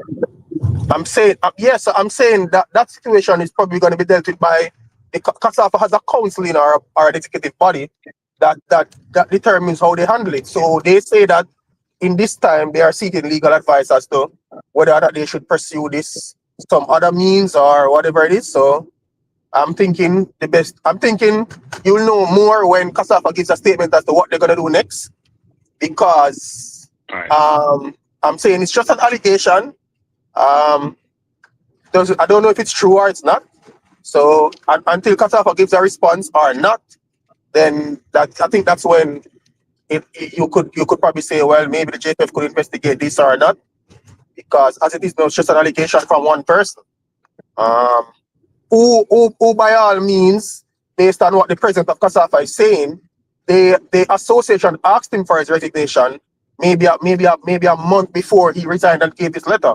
So they were saying that they don't have any confidence in him, and which he stated in his letter as well. And he resigned now and made these allegations, which I don't know how I feel about that at this point. Something is But not. he's quoting numbers, right? He didn't just talk out ad lib and flippant and say Yeah, yeah, he cranky, mentioned but yeah, numbers. cranky, but Yeah. yeah, cranky, but anybody can quote numbers in a letter. And also, the gentleman was the CEO of the KSAFA. He was responsible for the organization day-to-day runnings. So Right. I Okay. would believe that when those monies that he's saying went missing or are not accounted for, he is the responsible accounting officer for those monies. So yeah, that's my view on it, though. I see Okay. Wayne Thompson saying, not unusual, which is what you're asking. He said it's not unusual. It is a process where all parishes manage their affairs based on their statutes, right? I guess at some point, if it's not dealt with, then there has to be some intervention from the governing body, because bottom line, it will affect the football generally. So Yeah. it Yeah. will be interesting to see. But my question to you before you go, Cranky, is can football be void of corruption, cronyism, and conflict of interest, just generally, not just in Jamaica, but just all over? Or is it that these things will always be a part of it, but they need to be managed? It's a great question. Actually, I think football is a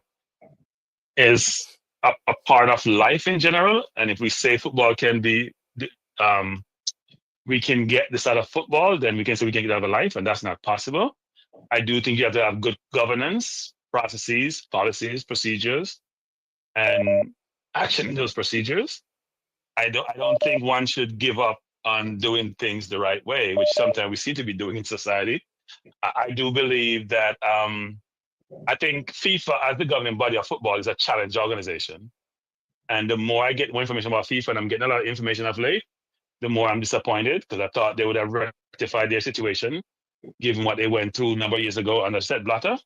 So no, but I do think you have to have, I've had discussion with Dennis Chung about some of these things, because Dennis is very big on governance. And it's more than governance, because governance is sort of can be tapped, because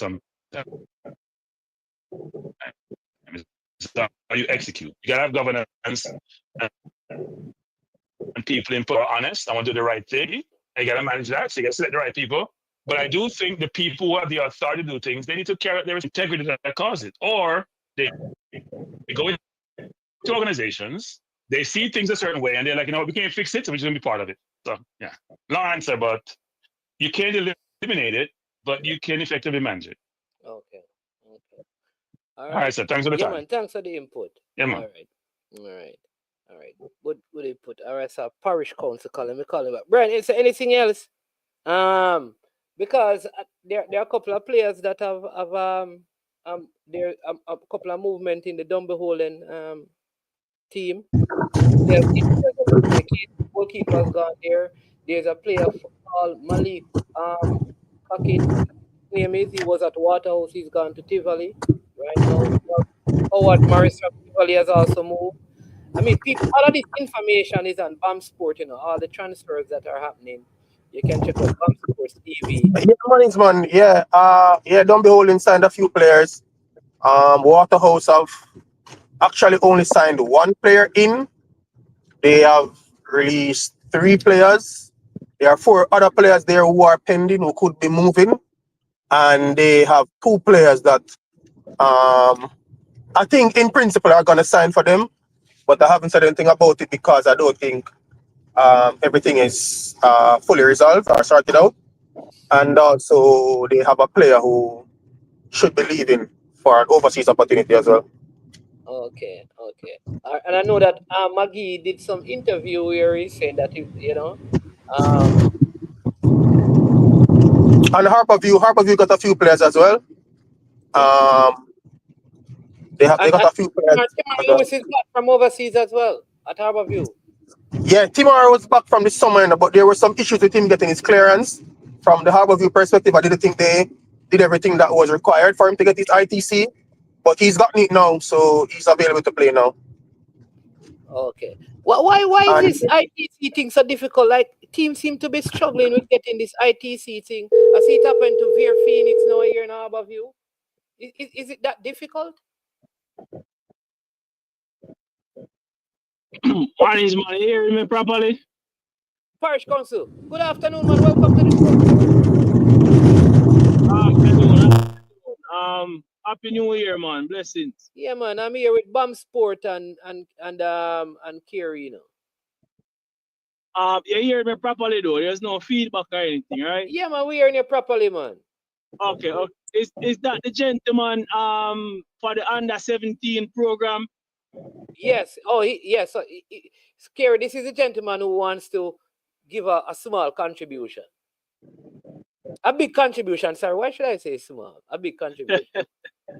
Well, I haven't been as consistent as I should be with the Zell, but definitely before this weekend, I will contribute a little thing. Keep it at small, man. Me not the big contribution. Every mickle they say make a muckle. I don't know what mickle is. I don't know what muckle is, but you know. Yeah, you know what it is. Yeah. So his name is Kerry. Yes. Kerry, blessings, man. Blessings. So my first question would be, and this is a rhetorical question, but it's really just to shoot down one of Manny's man's previous argument. So let me ask, why did you guys start so early in your preparation? No, but it's a rhetorical question, so are you answer it, you know?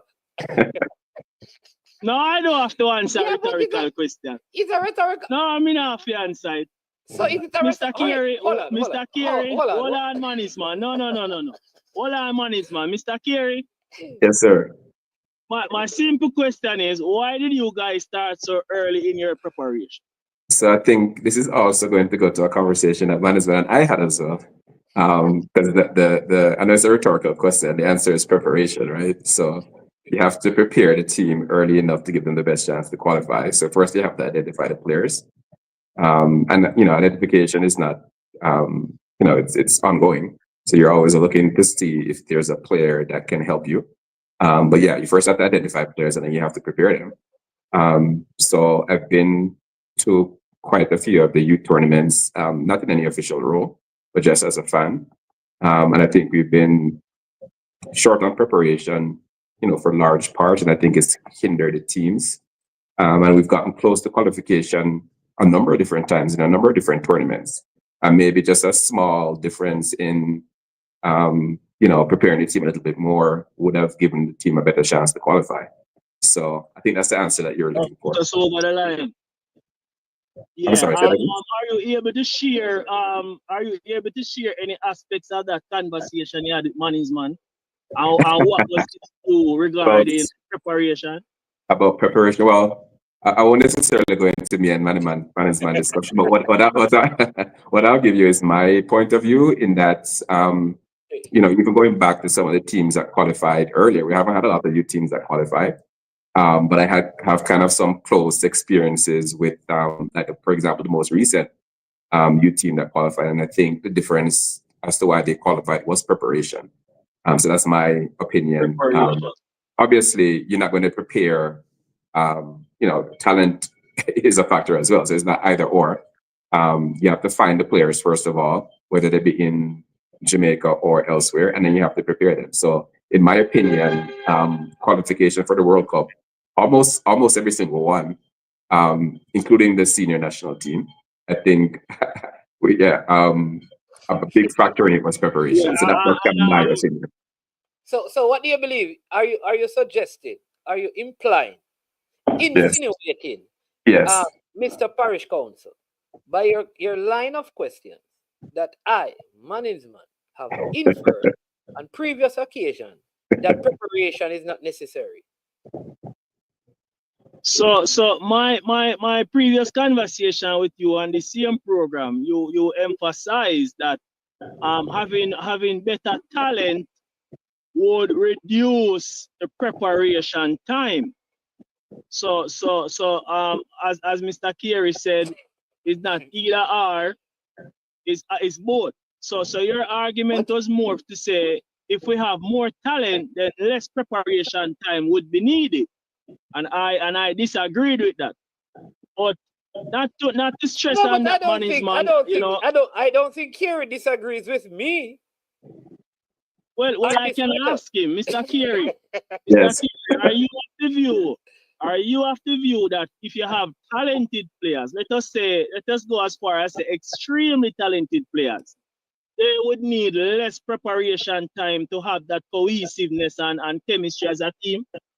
You know, it's ironic because I actually, in a way, agree also with what management says. Because if you have better talent, especially talent that is coached very well, exceptional talent, then exceptional talent and talent that is coached very well, they'll be able to pick up things a little bit quicker, maybe than players of lesser talent or players that have not been coached very well. So in a way, what management is saying, I hate to say it, what management is saying is actually correct in a way. because that's why I kind of say it's not either or. You have to kind of do both. You have to find the talent. The talent may be well developed, or it may be potential rather than fully actualized talent. So that's the first thing that you have to do, and then the second thing you have to do is prepare. So you want to prepare whether the players are good or not and well coached or not. You still want to prepare. So I think the longer preparation you have is the better chance you're going to give the kids to qualify. But I also agree that if you can get more talented players and talented players that have been coached very well and that understand the game very well, it's going to be easier for you to kind of mold them into what you want. Yeah, this is why coaching education is important, Parish Council, because if we have the best coaches in Jamaica coaching, developing the players the right way, when the under-17 coaches come in, they will probably spend less time teaching some of the technical stuff. It is very difficult when you have a year for a tournament, because it's an every year tournament. If the players you're getting don't have the technical capacity you're thinking about and lack the tactical, you're going to struggle. So therefore, coaching education becomes very important in this, meaning the players, even if they are not the best talent, the coaching that they are being exposed to is preparing them adequately. So when they come into a national system like the U17 now, the coaches don't have to teach them how to cover, how to, play in the half space and those things, because they'd have learned those principles way before. Where you don't have that, I will agree that you need a couple of years to prepare them and give them a lot of match practices and stuff like that. But So my thing is just that I would tweet that a bit just to say it might be easier to prepare, but not less time to prepare. If you understand me, it will be easier to prepare, but not less time to prepare. But fine, we all agree. If you have the time, like if I have 6 months to enter a tournament, say that is the time I have. And I have the choice between highly talented players and low talent players, right? I have 6 months. I am going to use the higher talented players because I believe that gives me a better chance. It may not work, but it will not take you 3 months, man. It will still require 6 months of preparation. the 6 months will just be easier. But you will not take 6 months and turn it into 3 months because No, their man. talent is Remember, I'm exceptional. saying that if I have 6 months to prepare, I say a U20 team, as an example. All right, a U20 team, and I have high talented players and talent, average talent. I believe the shot of qualifying over the 6 months' time would be better with the high talented players than the average players. That's all I'm saying. The other thing I have to factor in is that if I have a budget of 1 million Jamaican dollars, then that will also determine, because remember, like what Kerry has said, is that a lot of this preparation, though is really the, the composition of the people around the team, because money is also important. You may not have the monies to be able to bring players who are now, because remember, we want the players from Europe and from Central America or from North America to come and be a part of this. That kind of preparation demands a whole lot more money than if you're preparing like 20 players who are playing in Jamaica. So when you have those factors, you will end, because you don't have the necessary financial support to run it over a long period of time to bring in all of those players. You may need to say, listen, based on the time that I have, who are the highest quality talent?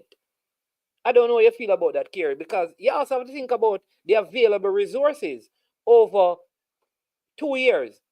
Can we find money to be bringing people from all over the world over a 2 year period to prepare for a tournament at the youth level? We don't. And I think that's why you have to kind of give kudos to Coach Butler in terms of the people that he surrounded himself with before he even got that under 17 job. Because when we started this, you were at the first camp in Port St. Lucie, man. When we started this, it was not with the intention of coaching a national team. It was with the intention of finding players to be able to, from the diaspora, to make the national team stronger. And I think as this expanded and as Coach Butler kind of reached into his resources of not necessarily financial resources, but his human capital resources of the people that he knows in all these different roles. Because we just mentioned the staff of Omar and all of the technical staff and all of the support staff. Some of them obviously work for the JFF, but a lot of them also came out of Freddie reaching out to them, including me. So I think it's important to kind of recognize that because it's a very costly venture. So the financial part of it is a big factor, exactly like you said. Because I was talking about the 2011 team, for example, that qualified mostly local players, right? So it was easier to give them experiences when they're all living in the same place. When you have players from the diaspora as well, it's much more difficult and much more expensive. So I think even though I would love to just say management is wrong, management lose the argument.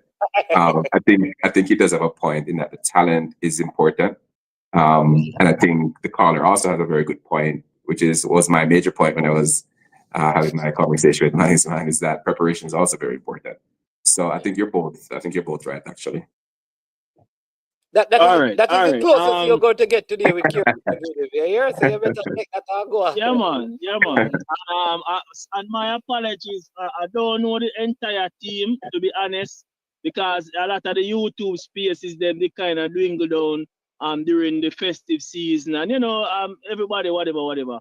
So I'm not entirely familiar with the team, but my question to you is and I'm not sure if you address this as yet, but how many local based players are in this current squad? Yeah, I think we discussed it a little bit before, and I think what I said was that they were, of the 24 players in Mexico, there were 14 that were born in Jamaica and 10 that were born somewhere else. But some of the ones that were born in Jamaica are also playing somewhere else. So it's kind of a very mixed team, almost half and half, I would say. Okay, so are there any current players? And I know the public stay. I'm not trying to get at anything. I'm just trying to understand the thinking behind the build-up. Because man is man, management made several pronouncements that raised the standard of this specific program, right? So I personally have high expectations, extremely high expectations. And those are based on the standards that management set out. But I blame I mean, I always hold him accountable, you know. Yeah, I always try and hold him accountable, right? So I have high expectations, right? So are there any players that are currently playing whether the JPL or the Manning Cup, the Costa Cup, that are in this current squad? Yeah, man. Yeah, there's a lot of players that played Manning Cup and the Costa Cup. The goalkeeper of the team is Justin Murray. He was the goalkeeper of our last U15 team. So he plays for Glenmuir. Jaquan Brown, I think he's actually transferring from one club to another in terms of Premier League, but he was formerly of Clarendon College. We have Zinedine McLean, who was at Jamaica College. He's one of the left backs. We have Damardi Williams, superstar this year from Excelsior High School. He's playing playing a more attacking role in high school, but he plays right back with the national team. You have Owen Jump, who's at Mount Pleasant, so he didn't play.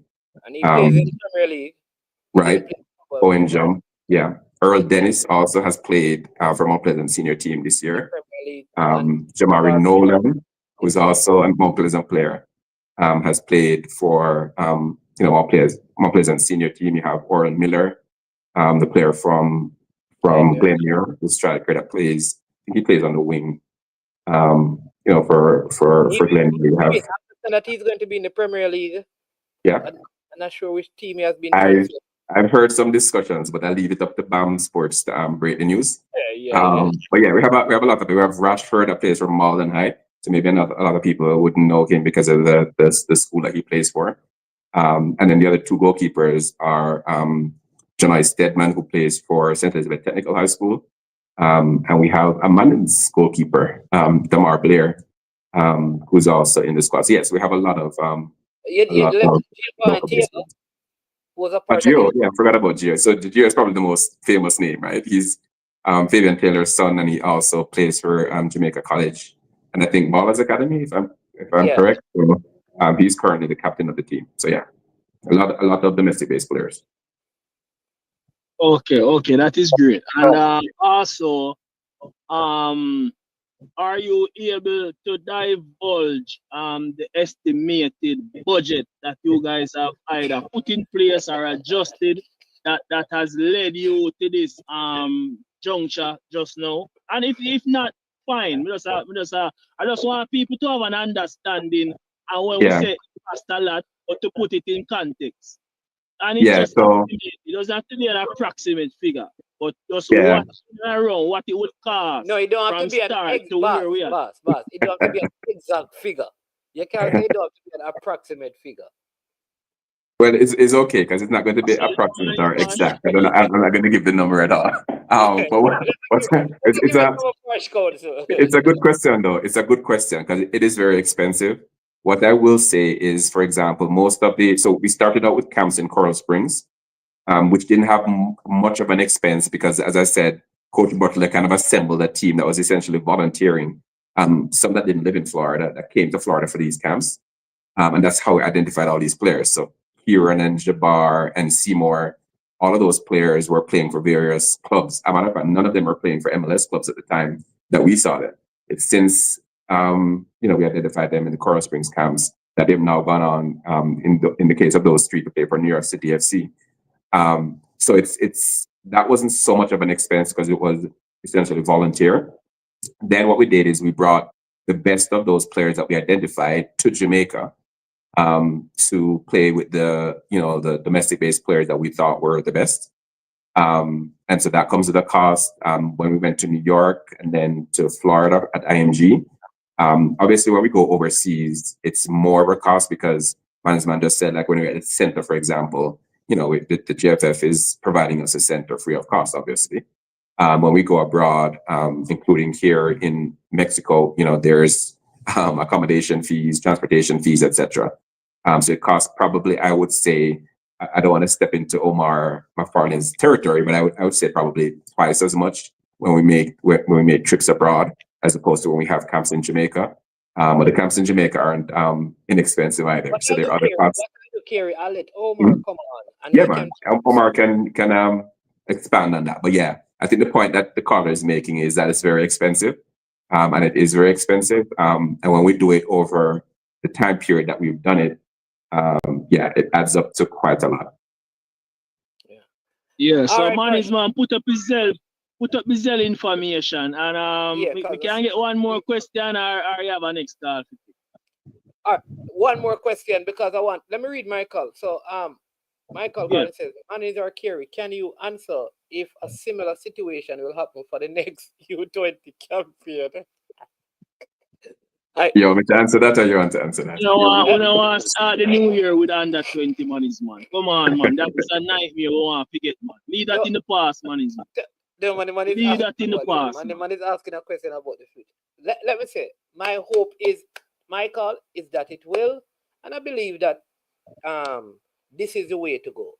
So let's see. And then the other thing he says is that is there a link to donate to the put up his Zell U17 team and how to assist with financial contribution. So we're going to put up that. I used to have it, but I don't know if I can even find it. But hold on. Maybe you can WhatsApp it to me, Kerry. Yeah, let me see if I have it in there. Then I can put it up, and then something about road to whatever. And he says 5 New York FC players were rated for the U17 team. Or well of the enhanced the team versus other academies are the ones in Jamaica. I think he's advocating for his New York City FC players. I think they're currently 3. Yeah, we can't do that. We can't talk about how they compare to. It's one team, one dream, and we don't even want to get into this comparison with the players and the academies. Michael, behave yourself. What is your question, Parish Council? Yes, man. What was the criteria when it's a JFF road to Qatar? That's the Zell thing. JFF road to Qatar. What was the identification process in selecting these players? Were we more looking, because I'm not sure the style of play of the team. As I say, I haven't really gotten a chance to view the team. So I'm not sure if it's a set play team, if it's a counter-attacking team. So did you guys identify certain criterias for the players in order to do the selection process? Was it height? Was it speed? What were the attributes that you guys were looking out for when you selected these players? I think it depends on what time period you're talking about, because what I was talking about before is that we had camps in Coral Springs that were essentially open tryouts. So it was based in Coral Springs. If you had a kid in Cincinnati or in London or in Dubai, because we had a kid from Dubai as well, and you wanted to bring him to camp, those camps were just identification camps, so they were at the parents' expense. So at that time, we didn't really have any criteria for players. We were just looking for high quality players. And in addition to the open camp part of it, obviously, Coach Butler is well connected in the football world. So, some of those players would have been recommended to him that also came to those camps. So that was the identification phase. And then for the domestic based players, I know that JFF has a scouting network, like a regional scouting network, to identify sort of the top talent in terms of the domestic based talent. A lot of them we already knew because we saw them in U15 last, that team that did very well. And we have a couple of additional players that were, I assume, recommended by the scouts at the JFF. So that was kind of how it was. And as we got closer to the time now, when we started to have camps in Jamaica, combined camps between the overseas based players and the domestic based players, then is when the technical staff kind of put in their tactical plans of how the team is going to play. And at that point now, they can identify specific players to say, okay, we want a winger that has these characteristics preferably, because football is like that, right? So you may have a specific way of playing, but you're also looking for talent. So can the that talented player fit into the system that you're trying to play. So I think that became, yeah. Parish Council, yes, one more question. Yeah, and It's a follow-up question. Yeah, is the team closed right now? Is this the final squad? No more entry, no more possibilities for any new players? What I would say is it's very late in the process, because after this camp ends on Sunday, players take a couple. Very hard, because we're going next to Jamaica, like just before the tournament for a week, and I think that will be obviously not identification anymore. That will be like really intense preparation. So I would say, I wouldn't say it's completely closed, because I'm not a part of the technical staff. So as I said, like earlier when I went to the questions, sometimes you find a player that just is a tremendous player, and if you find him late, you find him late. I don't think that's the plan, but yeah, I can't confirm that that's. And yeah, our man is man. This is not a question. But Mr. Carey, this is just a provocative comment. I encourage you, make sure you know which match ball I'm using down in Qatar and start practicing with those balls, because small details can lead to big failure. So that is just a provocative comment to management. I don't think we've gotten as far as the balls for Qatar, but definitely the balls for Guatemala. Yes, I agree. And then if we get to the point where we do qualify, then yes, I'm completely on board with the small details, because I'm a very detail-oriented person too. So yeah, you're right. Parish Council. Small details can lead to big victories. That's all I have to say. Management, bless up yourself. Management, why you don't have more of Parish Council on the show as opposed to some of the callers that I don't like so much? Parish Council making some excellent points. It's probably you are so you can leave that alone. But people, my call and the rest of you, I've put up the Zell information. It says support the national U17 Reggae Boys on their journey to the 2025 World Cup in Qatar. Your contribution will assist with training camps, meals, transportation, and more. Any amount is appreciated. $5, $10, $20, $50, $100, and even more. Please donate to JFF Road to Qatar at gmail.com via Zelle to help our boys represent Jamaica with pride. Thank you for your support. Hashtag Reggae Boys U17. Hashtag U17 World Cup 2025. Management, let me add something to that, because I think it's really important. You see, this experience that the team had in Mexico this week, it's invaluable. And I'm saying that from the background of attending a lot of these youth tournaments. Sometimes the difference between qualifying and not qualifying is a very small difference. So Parish Council was just talking about small details, and I think he was very much correct. And what I would say, in addition to what you said about the contributions, is really necessary to help the team to be able to have the best chance to qualify. Because when I see some of the things that went on in Mexico this week, and I'm looking forward to Guatemala and thinking, okay, so we've already seen this. We're not going to experience it in the first game in the tournament. We've experienced it. We saw the altitude. We saw how difficult it was, and we adjusted to it, and now we're ready. We played against teams that a lot of these players wouldn't have played against stylistically this week, 4 of them, and that experience you can't even put a money figure beside it, because the benefit of it is tremendous in terms of giving the boys the best chance to qualify. So, whatever people donate is obviously going directly to creating these experiences for the players to give them the best chance. Yeah, I see. There's a player from England, there's one from Netherlands. I don't know if there's any I don't think there's any German or player from Belgium there. But I know we were in contact with a player from Belgium, but that didn't end up working out. Yeah. But there was contact made. I know that there was contact made with there was a player from Germany that wanted to make it, but it wasn't because he was in an official academy. I know that they didn't want to release him to come to the camp. So that was part of it. So this is good, I think, but though it's a good mix, and I think somebody said it earlier, I think DW said it earlier, that sometimes we're more concerned with where the players are from, more so than the quality of the players. And maybe if we have the best players, then that is it. you know, and then we'll work with that. But listen, I know you are training today. You have a game early tomorrow. So thank you so much for your time. People, again, the link is there for you to make a donation, whatever it is. It goes directly to the team in terms of their effort. And yeah, whatever you can, you go ahead and you do that. And others are out there sacrificing their time. I know even one of the physio that are there now, he is a Dominican Republic. He's from DR. He's actually from DR. Mhm. He's That's his heritage, though he lives in the States, and he could have gone and supported his own country because they always ask him, and he's given his time to help this Jamaican team. So it just goes to show that your contribution can also make a difference.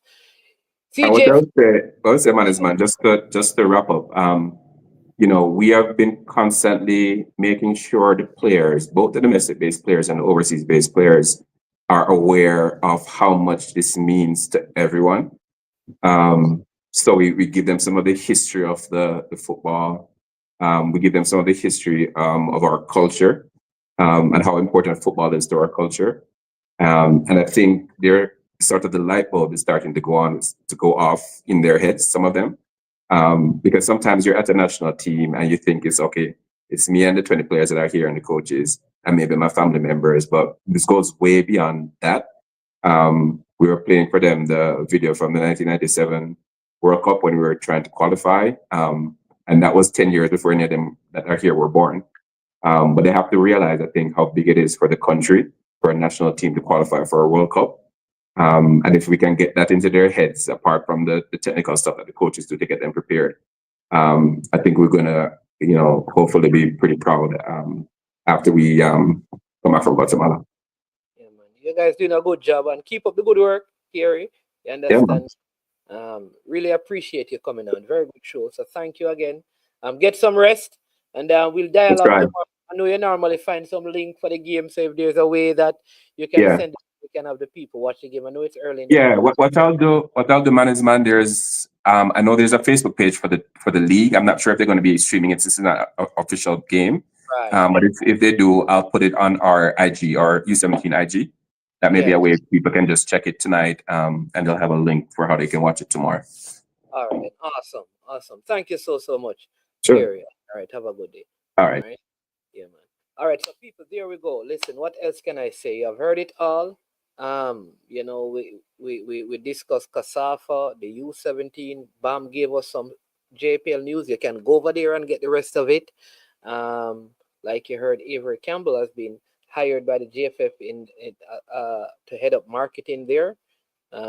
Work with the PFJL prior. We didn't talk about you know what transfer you want in your team, but we will pick up on that. Thanks to all the persons who called in and support the channels. Cranky Live was here. Go and check out his channel. Show him some love. Bam Sports was here. Go and check out his channel. Show him some love. Elite Sports was here. He was on a hiatus from the whole scene. Go and check him out. He's back up there and running, having all whiteboard with whole heap of things moving. You understand me? The man them say Bongo gone home to Mobile United. Yeah. Rankin Leonard, the ranking moved from Mount Pleasant. And Malachi Sterling is his name. Both of them gone down to Mobile United from Mount Pleasant. Lots of transfer news happening out there now in the JPL. Lots and lots of move. But we'll give you, again, always check out BAM Sports because we have that locked in terms of that kind of a news. Thank you so much for tuning in, for being a part of the show. Again, before you leave, please hit the like button, subscribe, and share. It was Super Friday, no super sticker, no super chat, but we love you nonetheless. You understand me? Your comments are appreciated, your views are appreciated, your likes, your shares are appreciated, your subscription appreciated. I am management. This has been I Am Sure Sports. And when we get to the end of our program, we say we're over and we're out of here. You know, watch about dog, SK New heard this. The body out there, Sniper King I represent for I Am Sure Sports. You get to me, I say, when you want the latest news and sports and updates and all of that, check out I Am Sure Sports. You know the thing goes in. Remember, cover the whole island. Remember Kingston, Westmoreland, Galchester, Ocho Race, Galtigo Bay. Everywhere. I Am Sure Sports. Check it out.